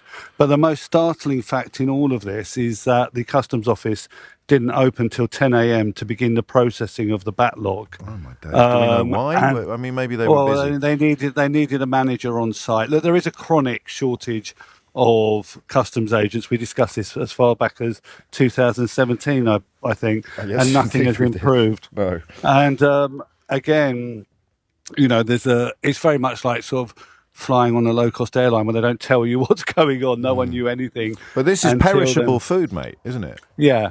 I mean, I've got basically at the moment about 14, 15 grams worth of food stuck at Sevington. It's not going to arrive today, so that's a day less selling. We brought in a massive amount of staff. It is also the busiest day of the year so far for freight from Europe, simply because it's May Day in Europe today, so there's no purchasing from any of the European markets. So that's incredibly poor planning then, just unavoidable as well, to the literally 24-hour specific. Yeah, but do it a month ago. But they've also now told, DEFRA have now alerted all drivers to stop wherever they are and not head to Sevington. So wherever you are, just stop. Wherever you are on whatever motorway you are, just stop. But this morning, DEFRA were telling Reuters, I think, that everything was going swimmingly. Yes, it's a lie. Well, and they lied last night. Well, I can say that. I couldn't possibly comment. So it's a shameless lie. But look, we're used to it now. We're used to bad planning. I mean, yesterday I was chatting with another news network. Sorry. For playing away from home. I can't believe it. Sorry. Where was the European network? I'm going to buy my strawberries and my asparagus elsewhere from here. No, it was a European network. Oh, okay. Okay, so that's allowed. And I said, I don't know what to expect, but I would suspect that it will be a disaster because everything this lot have touched is a disaster.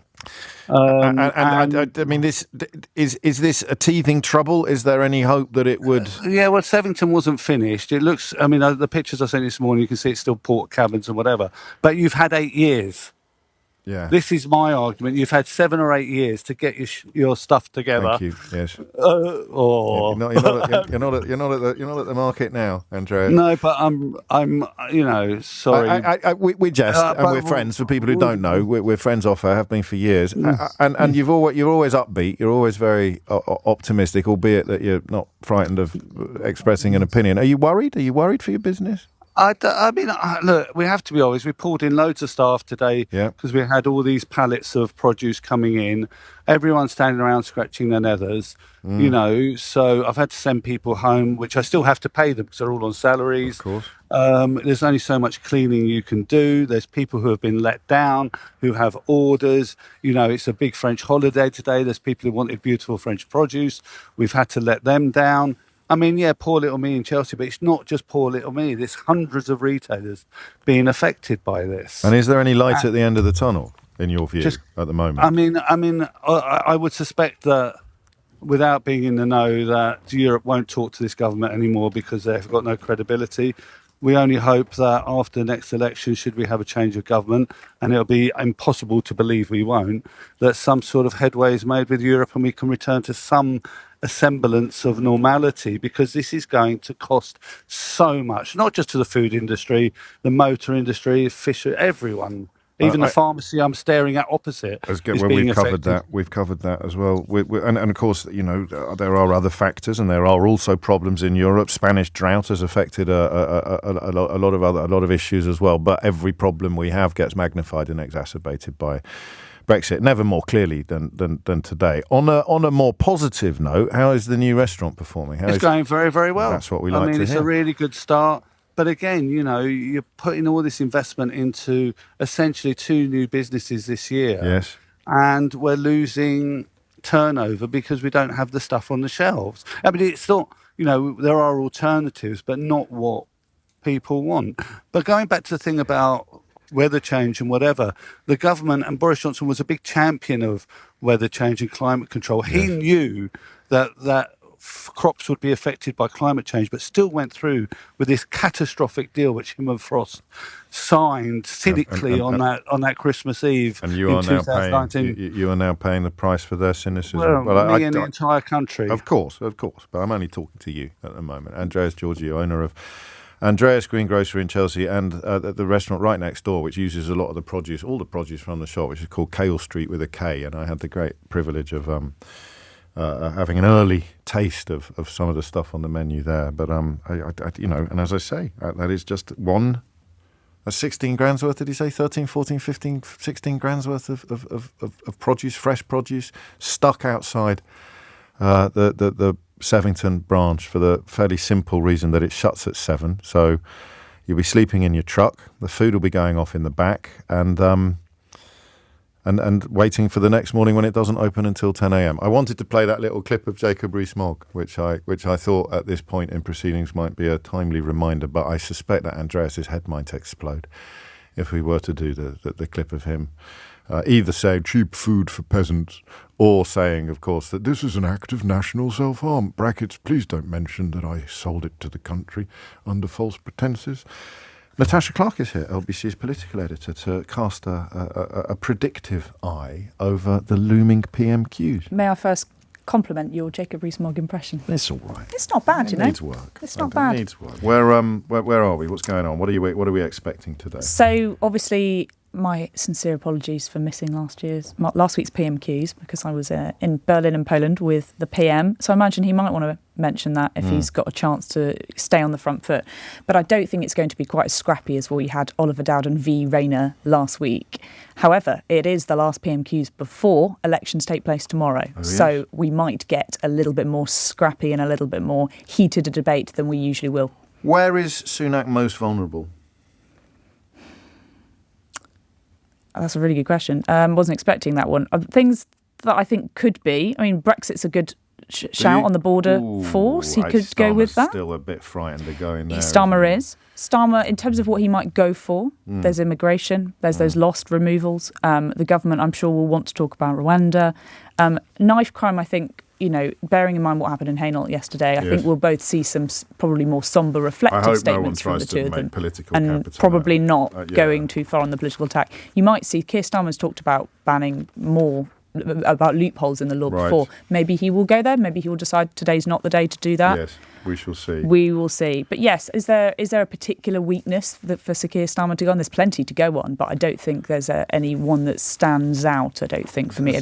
Lost removals is a good one, potentially. Yes, these are the thousands and thousands of people who've gone missing, despite them being on the we're going to deport you if we ever get the planes into the air government's list. And this weird story today. In fact, both of Rupert Murdoch's main newspapers seem to be indulging in a little bit of PR for the government. You've got the claim about overall levels falling offered up as front page news in the Times, and a weird story in the Sun about someone who has had their asylum application processed in this country and it has failed, and they have accepted a voluntary offer to take £3,000 from the public person and fly to Rwanda. So although the word Rwanda appears in the headline... Voluntary should maybe also... But it has absolutely nothing to do with the scheme that the government have passed legislation to introduce. No, it's a similar scheme because they've opened it up to... But a completely different one. Yes, they've opened it up to Rwanda for the first time. So that is of interest and of note, but it's definitely not the same Which thing. they couldn't do previously because Rwanda was unsafe. But they've changed the meaning of the word safe. It's now safe. In law. So. Imagine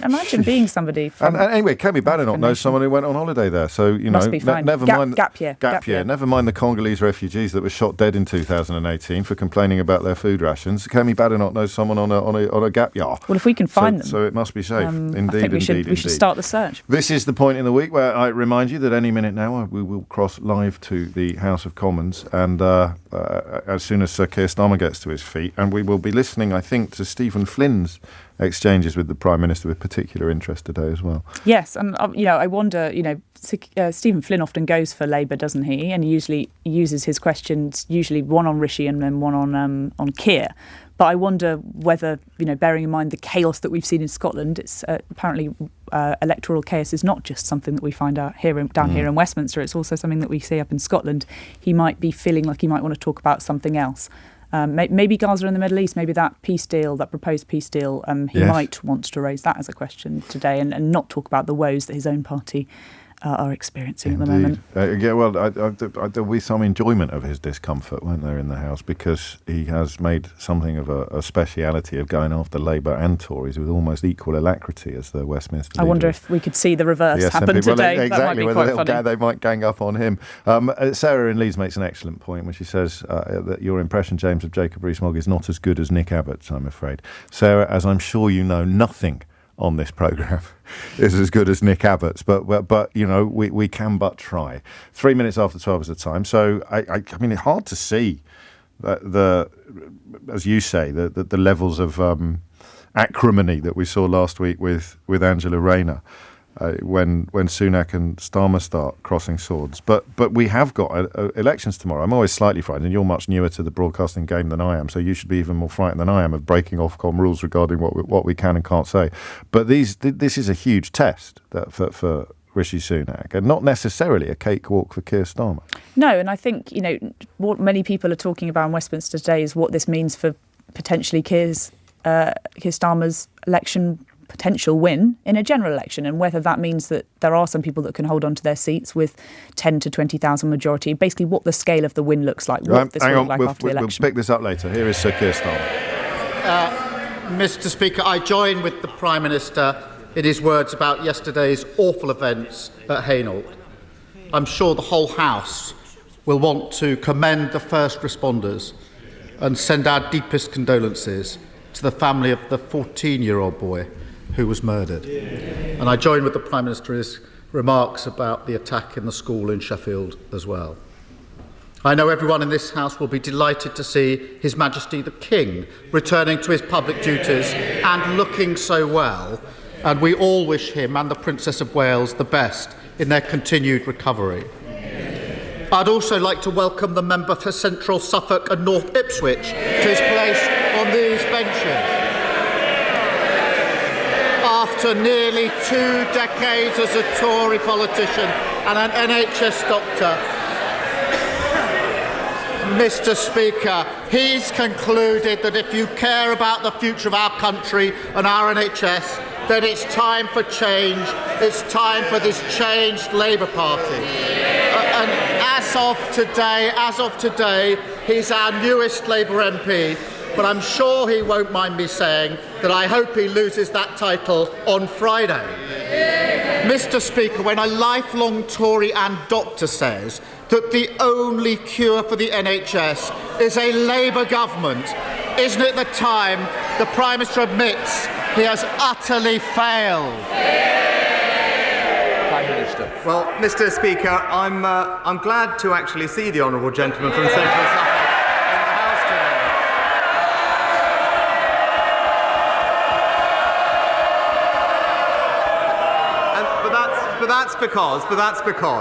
That's because he recently pointed out that residents of his local Labour council are, and I quote in his words, charged much more in council tax, but in return receive lower quality services.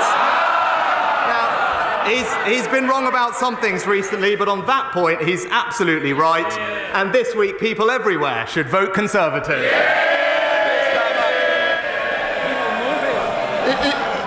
He comes out with all that nonsense, but he locks himself away in Downing Street bunker, moaning that people aren't grateful enough to him. The reality is Tory MPs are following Tory voters in concluding that only the Labour Party can deliver the change that the country needs. And I say to those Tory voters, if they believe in a better Britain, then they're safe with this changed Labour Party, and it's for them. Mr. Speaker, in the 2 weeks since we last met at this dispatch box, has the Prime Minister managed to find the money for his completely unfunded £46 billion promise to scrap national insurance? Mr. Speaker, of course, we addressed that a few weeks ago, and I'm happy to address it again. But I know that economics is not his strong point, but he might do well. He might do well, actually, to listen to a shadow education secretary who just this morning said, no, that's not how it works, Mr. Speaker. Indeed, the IFS have also said the link between national insurance and public services funding is illusory, just like Labour's economic plans, Mr. Speaker. But it's crystal clear. There's one party that's going to deliver tax cuts for working Britain, and it's the Conservative Party. That was a long ramble. Order. Whoever's banging the furniture will have to pay for your damages. Can we have less of it? We are not at the sixth form now. Come on, Well, that was a long rambling non-answer to the question, which was, has he found the money to fund his £46 billion promise to abolish national insurance? And whenever he's asked about the date of the election or people's pensions, he acts as if answering straightforward questions is somehow beneath him. But pensioners and those who are planning their retirement deserve better than his contempt for their questions. Because if £46 billion were cut from its funding, the value of the state pension would almost halve. So I don't apologise for asking him again. Order. Mr. Gullis, you've got the next question you're not going to reach. You've got a 10-minute rule bill. I'd be quiet for a while if I were you. Prime Minister. Sorry, Leader of the Opposition. So I don't apologise for asking on their behalf again whether he will finally rule out cutting their state pension to fulfil the enormous black hole in his spending plans. Mr. Speaker, of course we can rule that out, and the honourable gentleman should stop scaremongering, because it's thanks to the triple lock that we've increased pensions by £3,700 since 2010, and they will rise in each and every year of the next Parliament. But it's Labour that always hits pensioners hard. It's his mentors, Blair and Brown, that broke their promises, raised pension taxes by £118 billion and delivered an insulting 75p rise in the state pension. As one former Labour advisor just said, Brown destroyed our pension system. They did it before, they'll do it again. Labour always betray our pensioners.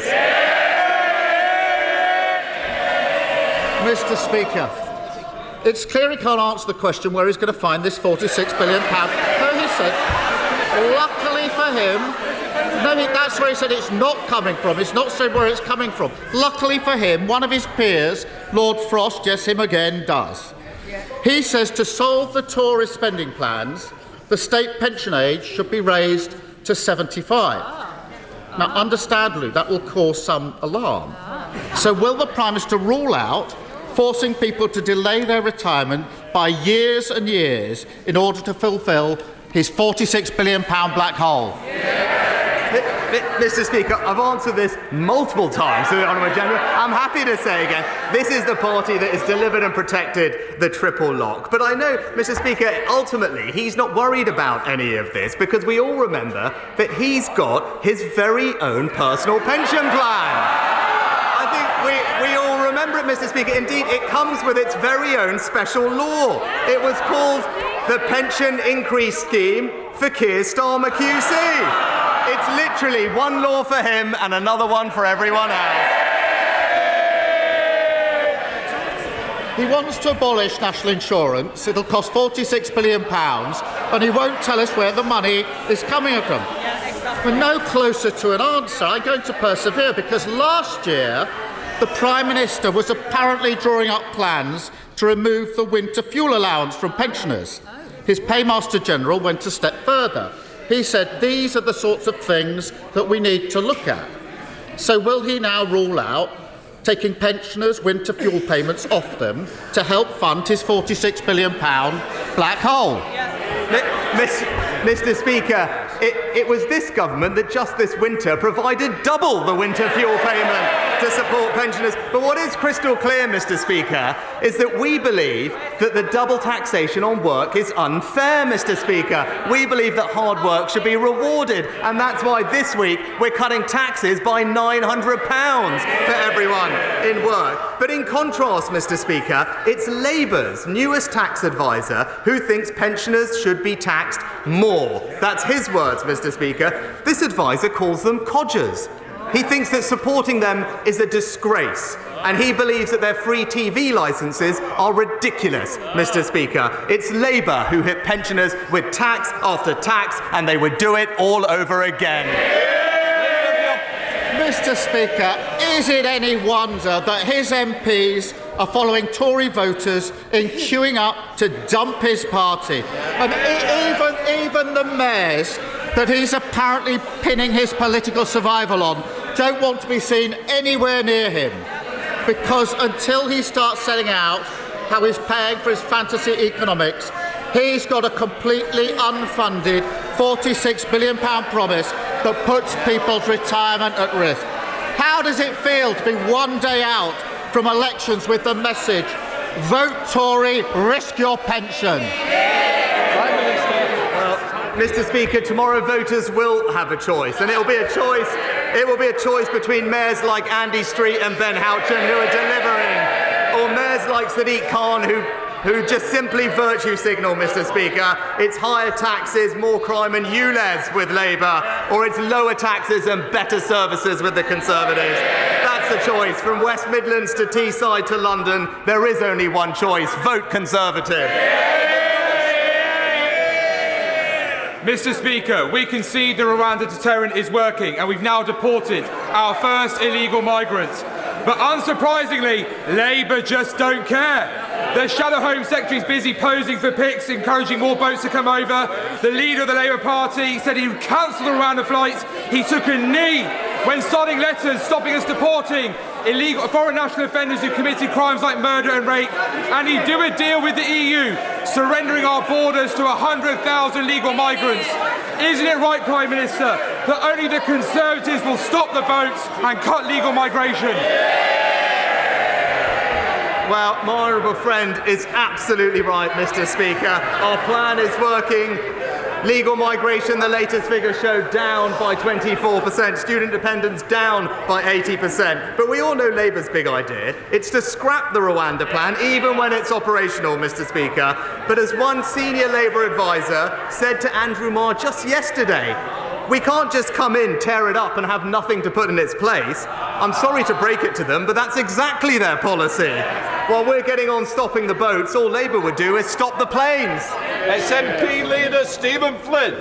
Thank you, Mr. Speaker. On Monday, the Armed Forces Minister was neither able to confirm nor deny that UK troops may soon be deployed on the ground in the Middle East. Now, the public watching will be hoping that members of this House do not have a short memory when it comes to the potential deployment and involvement of our military in the Middle East. So can I ask the Prime Minister to provide some much needed clarity? Is he giving active consideration to the deployment of UK forces in the Middle East, yes or no?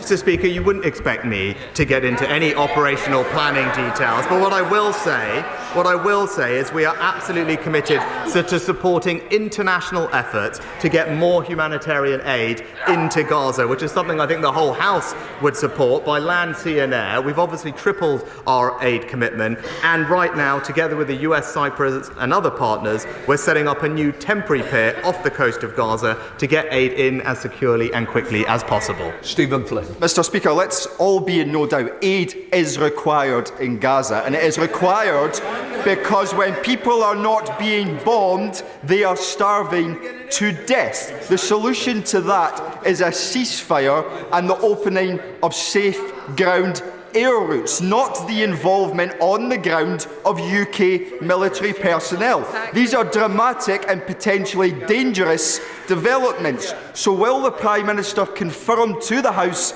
today that before he makes a decision, all members will be afforded a vote. Mr. Speaker, I'm not going to apologise for our armed forces playing a leading role in supporting international efforts to get more aid in. And indeed, we are sending Royal Navy support ship RFA Cardigan Bay to the region to support that effort. But when he talks about this conflict, the fastest way to end this conflict is to ensure that we have a hostage deal that gets hostages out, aid in, and for there to be a sustainable pause in the fighting. And it seems clear that there now is a workable offer on the table. So I hope he joins with me in encouraging all parties, including Hamas, to accept that deal so we can move towards a sustainable solution. Sir Bill Wigan, my right honourable friend's decision to cancel HS2 led to 207 18 minutes after 12, perhaps a timely moment before we turn our attention to the latest embarrassment of Jonathan Gullis. I feel for Roddy. I have to apologise to Roddy, who has texted me to say, who is that shouty buffoon? And then texted me again to say, the one that spoke before Stephen Flynn, that was Jonathan Gullis making a complete fool of himself in the House of Commons for reasons that I will explain shortly. But with reference to that mooted ceasefire in the Middle East as well, you deserve to know that Israel will attack the city of Rafah in southern Gaza, regardless of whether or not a ceasefire and hostage release deal is reached. Benjamin Netanyahu said yesterday, this is a statement from his office in which the Israeli Prime Minister said, the idea that we will stop the war before achieving all its objectives is out of the question. So highly unlikely that Rishi Sunak was unaware of that. We will pick over the other elements of that PMQs with Natasha Clark after this. 21 minutes after 12. Words are important, aren't they? The government, of course, has succeeded in changing the meaning of the word unsafe into safe, but of poor old Jonathan Gullis, who, it says here, Natasha Clark, used to be a teacher. He did. What did he teach? Don't say children. I think it was primary education, so I think it was a range of subjects. Oh, my days. Correct me if I'm wrong. So, anyway, deportation is a legal We've just looked up the definition process. of deportation. Don't say that. I knew this already. Okay, well, I wasn't sure. Well, you just looked it up. I haven't looked it well, up. Look, it's a legal process, and the key words are removed forcefully from the territory of the United Kingdom. Which he would have done if he'd not been accepted this voluntary. Well, he might have done, but it's a very long flipping queue, and he certainly wouldn't have gone to Rwanda because that plane hasn't taken off yet. So he's been given $3,000 to make his way entirely voluntarily to Rwanda, having had his application in this country fail, which puts him in precisely no categories currently occupied by the people who are supposed to be due for deportation to Rwanda. So Jonathan Gullis not only failing to understand the meaning of simple words like removed and forcefully, but also failing to understand his own government's policy. Bless his little cotton socks. But I think we both should have a slither of humble pie for forgetting all about Dan Poulter. Look, I'm going to defend that. Didn't I even say to you, where is Rishi Sunak most vulnerable? And then that would have been my perfect moment to say this is where he is most vulnerable. Well, because exactly. That absolutely. But you know what, I'm going to defend that because I don't think anybody beyond Westminster bubble had heard of Dan Poulter before this weekend's events. And one of my followers on Twitter they told me that even at university he was known as Tory Dan. Okay, well that's great. There you go. So they knew so him, but they went to university with him. Well, that doesn't really count. Look, I don't think he's, like I say, despite being a junior health minister, I don't think he was hugely well known. Not saying that excuses any of this, but the fact that Westminster and clearly the media elite of you and I, James, have forgotten this in the last 24 hours because we've been focusing on other events. You know, it's obviously not had quite the splash that Labour had hoped it might into this week. And, you know, they had 24 hours of this. What does this mean for Rishi Sunak? What does this mean for the NHS? You know, critical attacks, and rightly so, from Dan Poulter's. You know, it is a big deal for when a politician, especially a Conservative politician, defects to the Labour Party.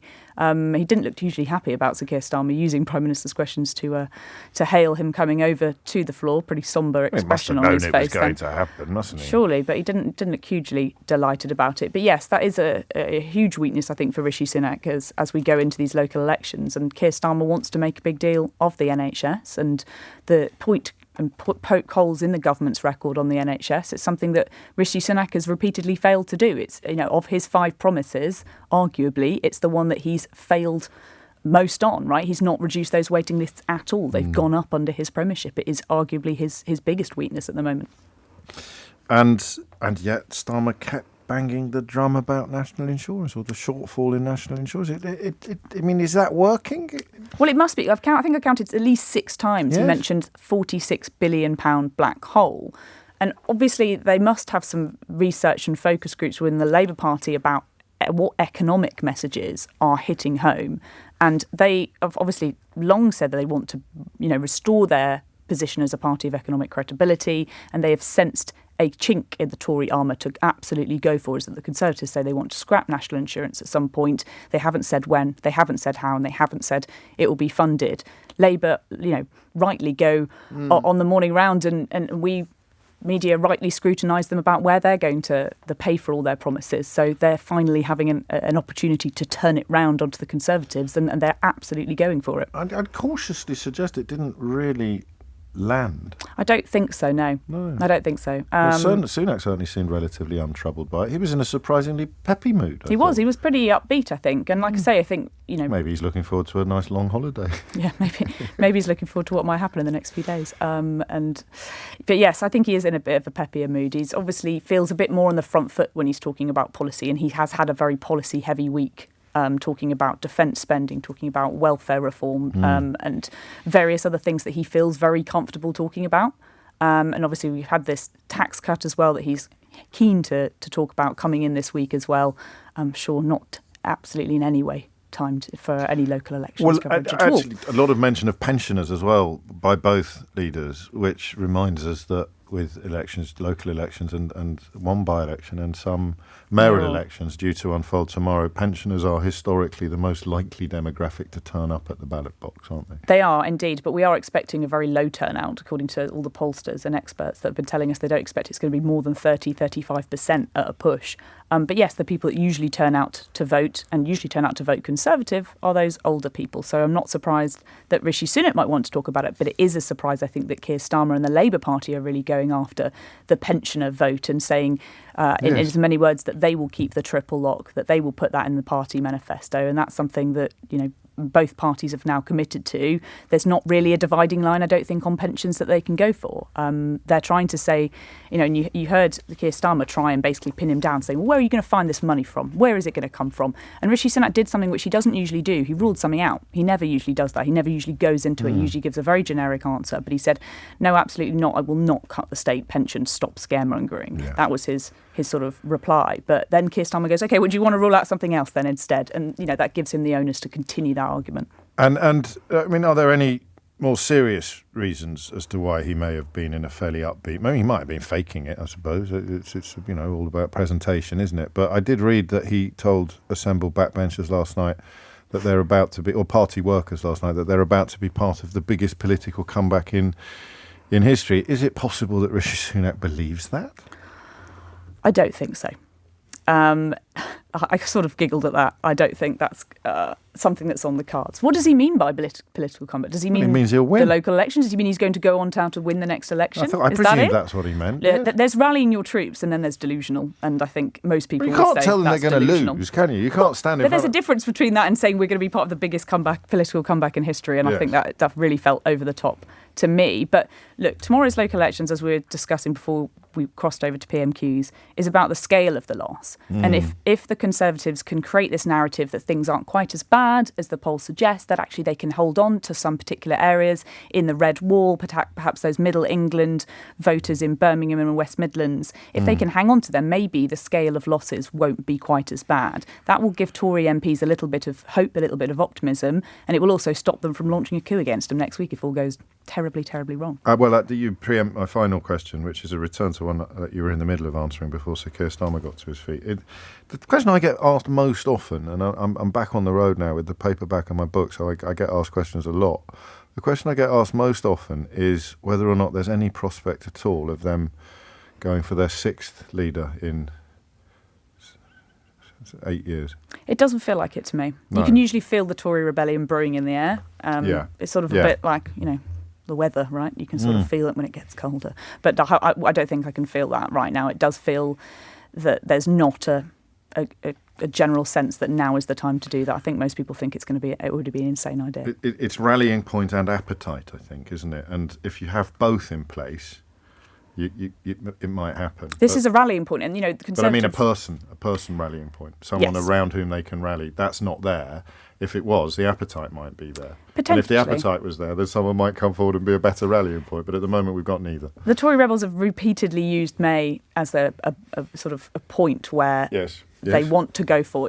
We're expected to not do that well in the local elections, and they're expected to use that. But look, this is probably the last point that they're going to be able to point to say we could get rid of him. Like, what else? What other flashpoints are there between now and an election where they could potentially say Rishi Sunak's going to face some weaknesses? Let's move now. This is their last point. If he does any better than expected, they're going to have absolutely no chance to get rid of him before the next election.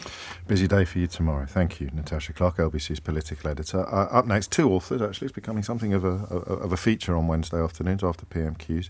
First, Jonathan Haidt, the social psychologist that we've referred to a few times on the programme and author of the new book, The Anxious Generation, which seeks to save the teenagers we've been talking about a lot lately, whose lives are being damaged in many ways by the phenomenon of smartphone access. 12:30 is the time. Amelia Cox is here with your headlines.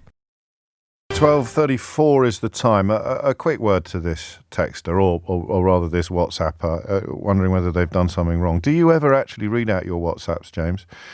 Or am I being discriminated against because of my name? And that's from someone called Boris.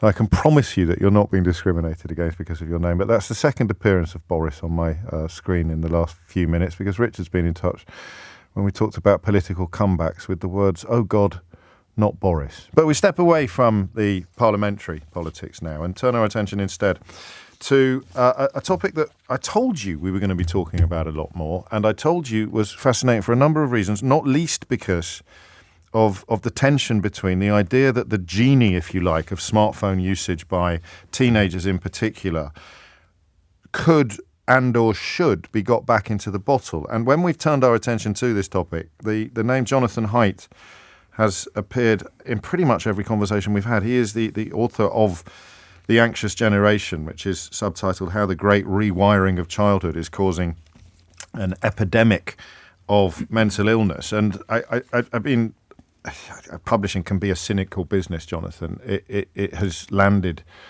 at an almost perfect time for public discourse in this country. Mm-hmm. I presume you're aware of that. Yes, I am. It's sort of parents have been seeing this since the early 2010s, and at first we weren't very alarmed because we all thought, it's technology, it's the internet, it's going to make our kids really computer savvy. But gradually in the 2010s, we got more and more alarmed as our kids seemed to be sort of missing childhood and be kind of zombies. And by late last year, I would say, there was not universal, but very, very widespread concern among parents that something is just not right. This is wrong, both in your country and in mine. And then things really have taken off in Britain. Both you actually have a functioning legislature. It may not seem that way to many Brits, but compared to us, you actually have a functioning legislature. So you've had laws passed, you've had guidance on phone-free schools, and you've had like almost a parents' rebellion. So yes, things are happening just in the last 2 or 3 months. And you are, your day job is as a professor of ethical leadership with a specialism, a particular interest in social psychology and morality. So when did your antennae start twitching on this issue? So I got into this. So my main area of research is moral psychology, specializing in political psychology, the culture war, left, right. And I got drawn into this topic because something went really crazy on American campuses in 2015. It was very sudden, 2014 to 2015. And that led me to write a book called The Coddling of the American Mind.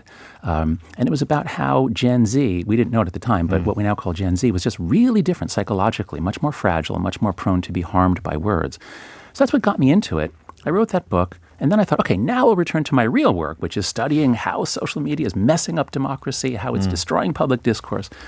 But the data kept coming in on kids and the mental health crisis, and I kept finding more and more about the story, and it's a fascinating story. So I decided actually to put aside that and focus on this mental health crisis. You must have been asked this question a million times, but how do we tell the difference between causation and correlation? Oh, that's very easy. That's what we do in the social sciences. We usually start with correlation just because it's a place to start. There's a lot of data. So we observe over and over again in the studies that the kids who are heavy users, especially girls, have much worse mental health. And then we say, well, that's just correlation. Now let's look for evidence of causation, and that's primarily experiments. So there are a number of different kinds of experiments, but I've collected every experiment I can find. I do all my work in the open, in Google documents. I ask for critique. I put all the experiments I can find on all sides. And we found about 25 true experiments. We use random assignment to put people in some group, get off social media for 3 weeks. And what we find is, I can't remember the exact number, something like 16 out of the 25 do find a significant effect, and none of them find an effect in the reverse direction. That is that kids are harmed by getting off social media. So there is experimental evidence. And it's important that you stress social media repeatedly, because there are plenty of applications that this technology can be deployed for that may involve hours of screen time that are not negative at all. In fact, they're positive. Yeah. Well, yes. When I started this journey, this project, I thought the story was going to be social media and girls, because that's where the evidence is strongest. And I didn't know what was going on with the boys, because you can't link social media to harm in boys nearly as well. Right. Obviously, right now, in the last few months, we're seeing hundreds, thousands of boys are being sextorted, and some are killing themselves. So, of course, boys can be very, very badly hurt. But at least in these large data sets, we're not seeing that for boys. But the story for boys turns out to be that boys have been basically lured away from any effort in the real world. It's just so much fun. I mean, the multiplayer video games are amazing. The pornography is amazing. Why would you bother going outside and trying to form a team to play football? Why would you bother trying to approach a girl? So the boys are basically, it's screen time, you can call it, but the boys are being lured into the virtual world where they're not doing anything that will turn them into men. Imagine, if you would, then, an adult who's not a parent or a grandparent who wants you to describe you describe it as a great rewiring of childhood. What is the difference between the pre-wired and the rewired 14-year-old boy? So I would ask especially older listeners to remember what their childhood was like. And almost universally, certainly in your country and mine, it involves being outdoors a lot with your friends. You're hanging out. You're joking around. There's no adult telling you what to do. And this from the age of really about 7 or 8. That used to be the norm in both of our countries. Around 7 or 8, kids are out on their own. Now in both of our countries, the norm is more like 10 or 11. We don't let them out till they're 10 or 11. And then we try to supervise them. So kids need to play, and they need to be self-governing. That is, they need to work out their own problems, face their own risks. That's why we have this long human childhood. In 2010, kids still had that to some extent. We were, restricting it, but they used their technology to text each other, to call each other. They didn't have high-speed internet. They didn't have front-facing cameras. They had flip phones or brick phones. By 2015, everything is different. By 2015, they've traded in their flip phones. They all have smartphones. Most of the girls have Instagram. They have high-speed data. And now, when you put a smartphone in a child's life, it's going to move to the center of their life. It's going to block their face, and everything is going to go through that app. Now even dating goes through that phone. Maybe this is an exciting new way to live, we thought. Maybe this will be great, and it hasn't been. It's been a complete disaster. Kids need to develop in the real world. They need a lot of time in the real world. They need a lot of time interacting face-to-face with other human beings. You slightly preempted my next question with that, but there's room for more, which is the long tradition of moral panics. Let's go there. Video was supposed to kill the radio star. Grand Theft Auto was supposed to have turned me into a murderous zombie, the amount of hours I spent playing it. Where do you derive your confidence that this is not another glitch, if you like, in developmental evolution? Sure. So that's a very good counter-argument. There have been so many. It's a question. Okay, fine. Okay. But it is the main counter-argument I get. The main argument is people who say, oh, this is just another moral panic. We've been through this. Socrates said that writing would destroy memory. Every technology is said to harm you. Thucydides had a lot to say about the revolting youth as well. The revolting youth, yes. So it's a perfectly good hypothesis that this is just one more. But here are some differences.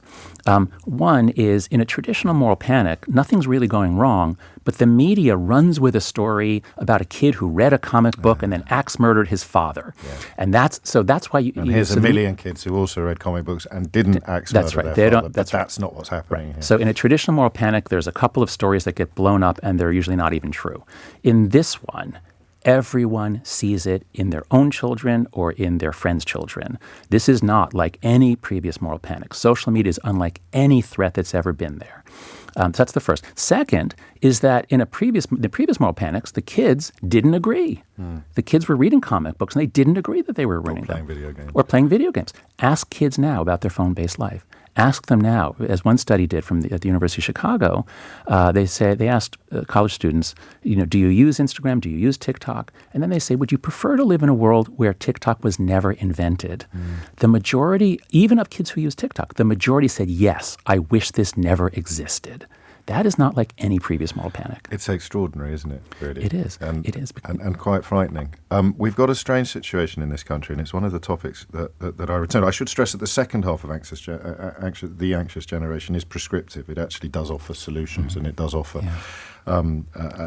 ideas, strong ideas, 4 main ideas as to how this can be addressed, one of which I'd turn you to next, because I take calls from parents whose children fall into the category that you've described, who would much rather not be doing it themselves, and who perhaps were sceptical at first of the extent of the damage being done, the rewiring being undertaken. But there are 2 parents. There's Philip Russell, the mother of Molly Russell, whose story is well documented. I know you're across it. And there's Esther Jai, who I think you've met on this visit to the UK, whose daughter Brianna was murdered. The latter, Esther has called for one of the things you prescribe in the book, which is phone-free schools, or at least no social media before 16, and brick phones, no smartphones before high school.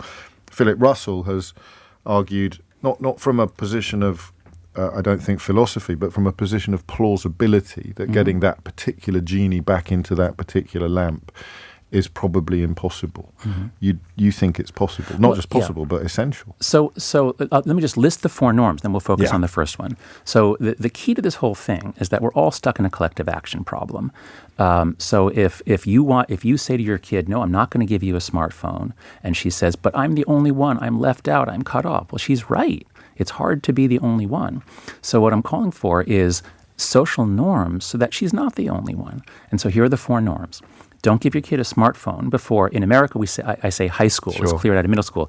Here, 14 is sort of the middle of your secondary school. So the norm emerging here is don't give your kid a smartphone until the end of secondary school. No social media until 16, phone-free schools, and far more independence, free play, and responsibility in the real world. Now let's go back to the first one, keeping kids off of smartphones. It never occurred to me while I was writing the book to recommend a ban on smartphones. That didn't even cross my mind. As an American, we're very wary of the word ban. We have a bit more of a libertarian impulse than you do here. And here, it seems as though Brits, they just run to government like, oh, there's a problem. Government should ban smartphones. Oh, no, maybe they shouldn't ban smartphones. And I'm like, wait a second. I'm calling for norms here. If we're going to do a radical change in society, you don't want to pass laws that will make lots of people into criminals. You want to change norms first. When law comes after norms, it's supported. If law comes before norms, you're going to have a lot of conflict. So my view is, let's just get started. Let's start banning the phones in school. Banning just means you have to put it in a phone locker. Let's give the kids some phone-free time every day. Let's see if that works. And then we'll get people to delay as an individual choice by parents so that no one is the only one who doesn't have a smartphone. And we had a head teacher actually a couple of weeks ago who just brought in a 12-hour day. He was providing, he already keeps phones in lockers. You're already not allowed to have those, but he, and we must catch up actually and find out how the scheme progressed, but 7 a.m. to 7 p.m. laying on all sorts of extracurricular activities so the child could almost wean itself off the fear of missing out or the addiction or the dopamine or whatever it is. And I don't want to jinx anything, but as a parent, I've been lucky in this field. But if one of my children displayed the symptoms that you described and was sort of manifesting the problems that you detail and explore and explain in the book, how much help will I get from this book in changing their behaviour as opposed to societies or as opposed to the meta? How much help would I get for the personal? A lot, because what I tell you in the book is this is very difficult if you do it on your own. The kids are terrified of being cut off. All you have to do is stay in touch with the parents of 2 or 3 of your kids' friends. If you have a small group that's doing it, it's much, much easier. And don't think of this as we have to pull the phones out of their hands. We have to deny them this. Think about it as offering 2 different visions of childhood. You go to your child and you say, look, me and the other parents, we've talked about this. We want you to enjoy your childhood. We want you to have fun and adventure. So, every Friday you guys are going to get together if you want. Sure. You can move around, Go back and forth. Go to anyone's house. Here's some money. You can go to an amusement park. Go have fun together. But we're only going to give you flip phones. We want you to talk to each other. Gen Z knows that this is messing them up. If you present it that way, most of them will choose a human childhood. And almost subconsciously or intuitively appreciate that would be preferable, even as they live the opposite. Mm-hmm. Jonathan Haidt, thank you. The Anxious Generation is out now, how the great rewiring of childhood is causing an epidemic of mental illness. It's 12:48. You're listening to James O'Brien on LBC. Another book up next. I'm enjoying these Wednesday afternoon forays into the library. But Corinne Fowler, who you may have met before if you listen to my podcast, be talking to us about her new book, Our Island Stories. It's 12:48.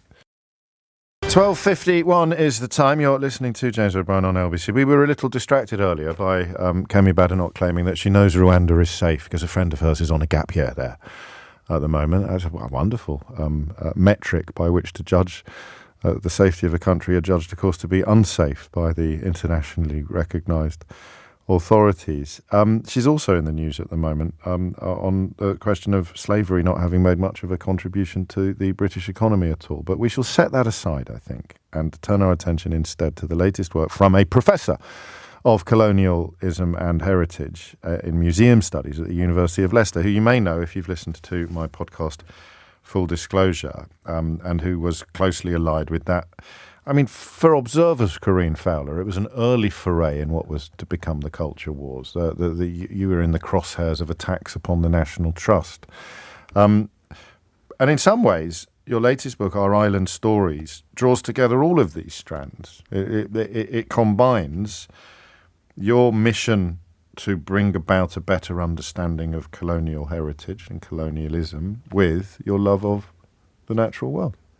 Where did the idea come from? Well, as you suggested, I love walking and I love history and I'm interested in colonial history. So it was almost inevitable writing this book.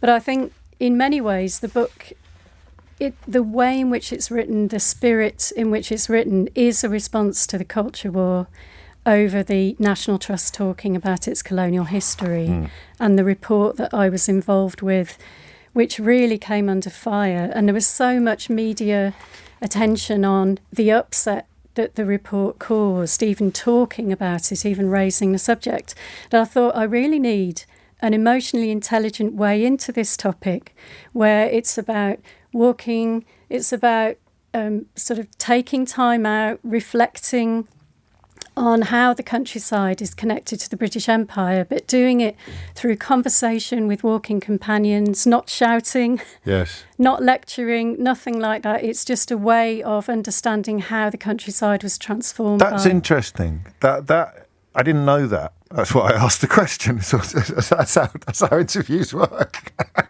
But I didn't realise that it's a slight recalibration of your approach to the subject then, motivated by your passion for dissemination. You've sort of thought, well, I thought this was uncontroversial when I was involved in a National Trust report that simply detailed historical facts about the relationship between properties and colonialism, or properties and the slave trade. But my goodness me, I seem to ignite all sorts of fury in all sorts of hearts. Perhaps I can find a less... Because I might have gone the other way. I might have thought, well, stuff them. I'm doubling down on my tactics because I'm a historian. I'm a professor. But you thought it's important to find a less febrile way of chasing the same rabbit.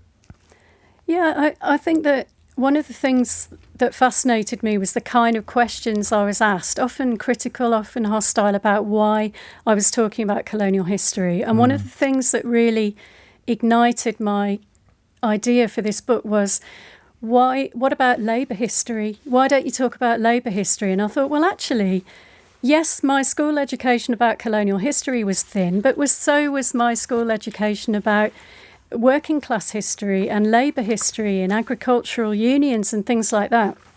And so I thought, well, what about if I take that question seriously? Rather than saying, oh, this is just trying to shut down the conversation, why don't I write a book and research a book to answer that question? And it was absolutely fascinating how intertwined labour history is with colonial history. And I mean, the chapter headings do the job of describing where you go and what you do.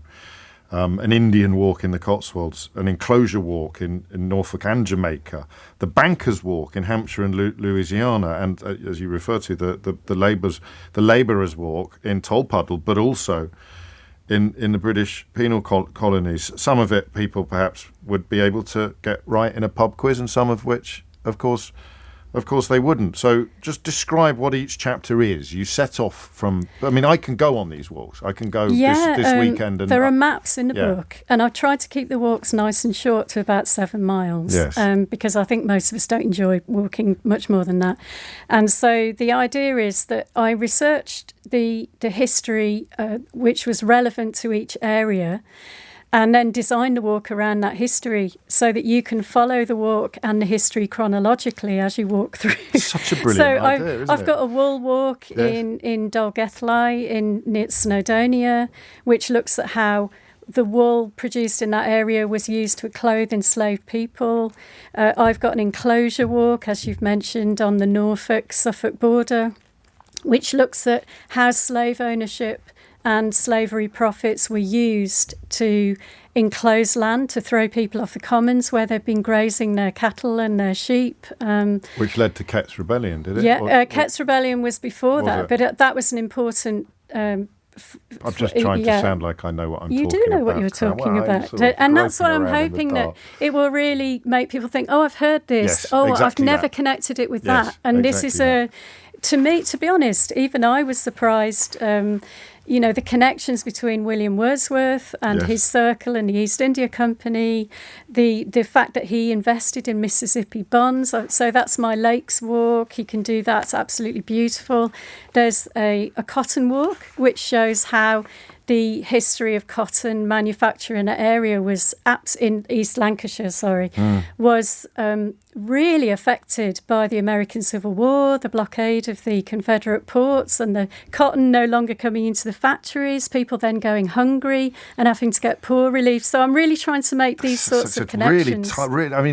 It's similar to the project, and I know that Satnam was one of your companions on these walks. It's similar to Satnam's project in Empire Land to just show us how much of the infrastructure is inextricable. It's like trying to take colonialism out of British history is like trying to take the eggs out of a baked cake, Corinne. And what you do here is take us on little tours through the inextricable history of the two phenomena. Because I went to the Museum of the Working People in Manchester and learned about the relationship between the American Revolution and the cotton trade and Cottonopolis. But now I can go and see in real life some of the stuff that I have otherwise only seen in a museum. Yeah. And the idea is that as well as getting fit and healthy, doing these walks, which is useful, it will also, familiar landscapes will then be seen in revelatory new ways. Yes. So I don't see the countryside the same. I can't, after writing this book, it's been a revelation. I haven't been on the walks yet, but I can't wait. Our Island Stories by Corinne Fowler is out now. Can I ask you a question, author to author? When you had this idea, did you high-five yourself around the house? Did you go, oh my God, this is one of the best ideas I've ever had. This is absolutely brilliant. I was just excited to do the walks. Okay, too modest to answer the question, because it's an absolutely blindingly brilliant idea, and I'm so glad to see it come to fruition. Corinne Fowler, author of Our Island Stories, Country Walks Through Colonial Britain, is out now. Thank you. It is 12. Sorry, did you? I love the look that Corinne just gave you when you asked that question. it was sweet. Sheila Fogarty's here. Hello. Hang on. All the business about the catch up on Global Player, the official LBC app, where you can also pause and rewind live radio. Download it now for free from your app store, or head to globalplayer.com. Coming up at 4 on LBC, it's Tom Swarbrick. But now it's time for Sheila Fogarty. Interfering busybody, Sheila Fogarty. Thank you very much, James. Thank you very much, James. Thank you very much, James. Thank you very much, James. Thank you very much, James. Thank you very much, James. Thank you very much, James. Thank you very much, James. Thank you very much, James. Thank you very much, James. Thank you very much, James. Thank you very much, James. Thank you very much, James. Thank you very much, James. Thank you very much, James.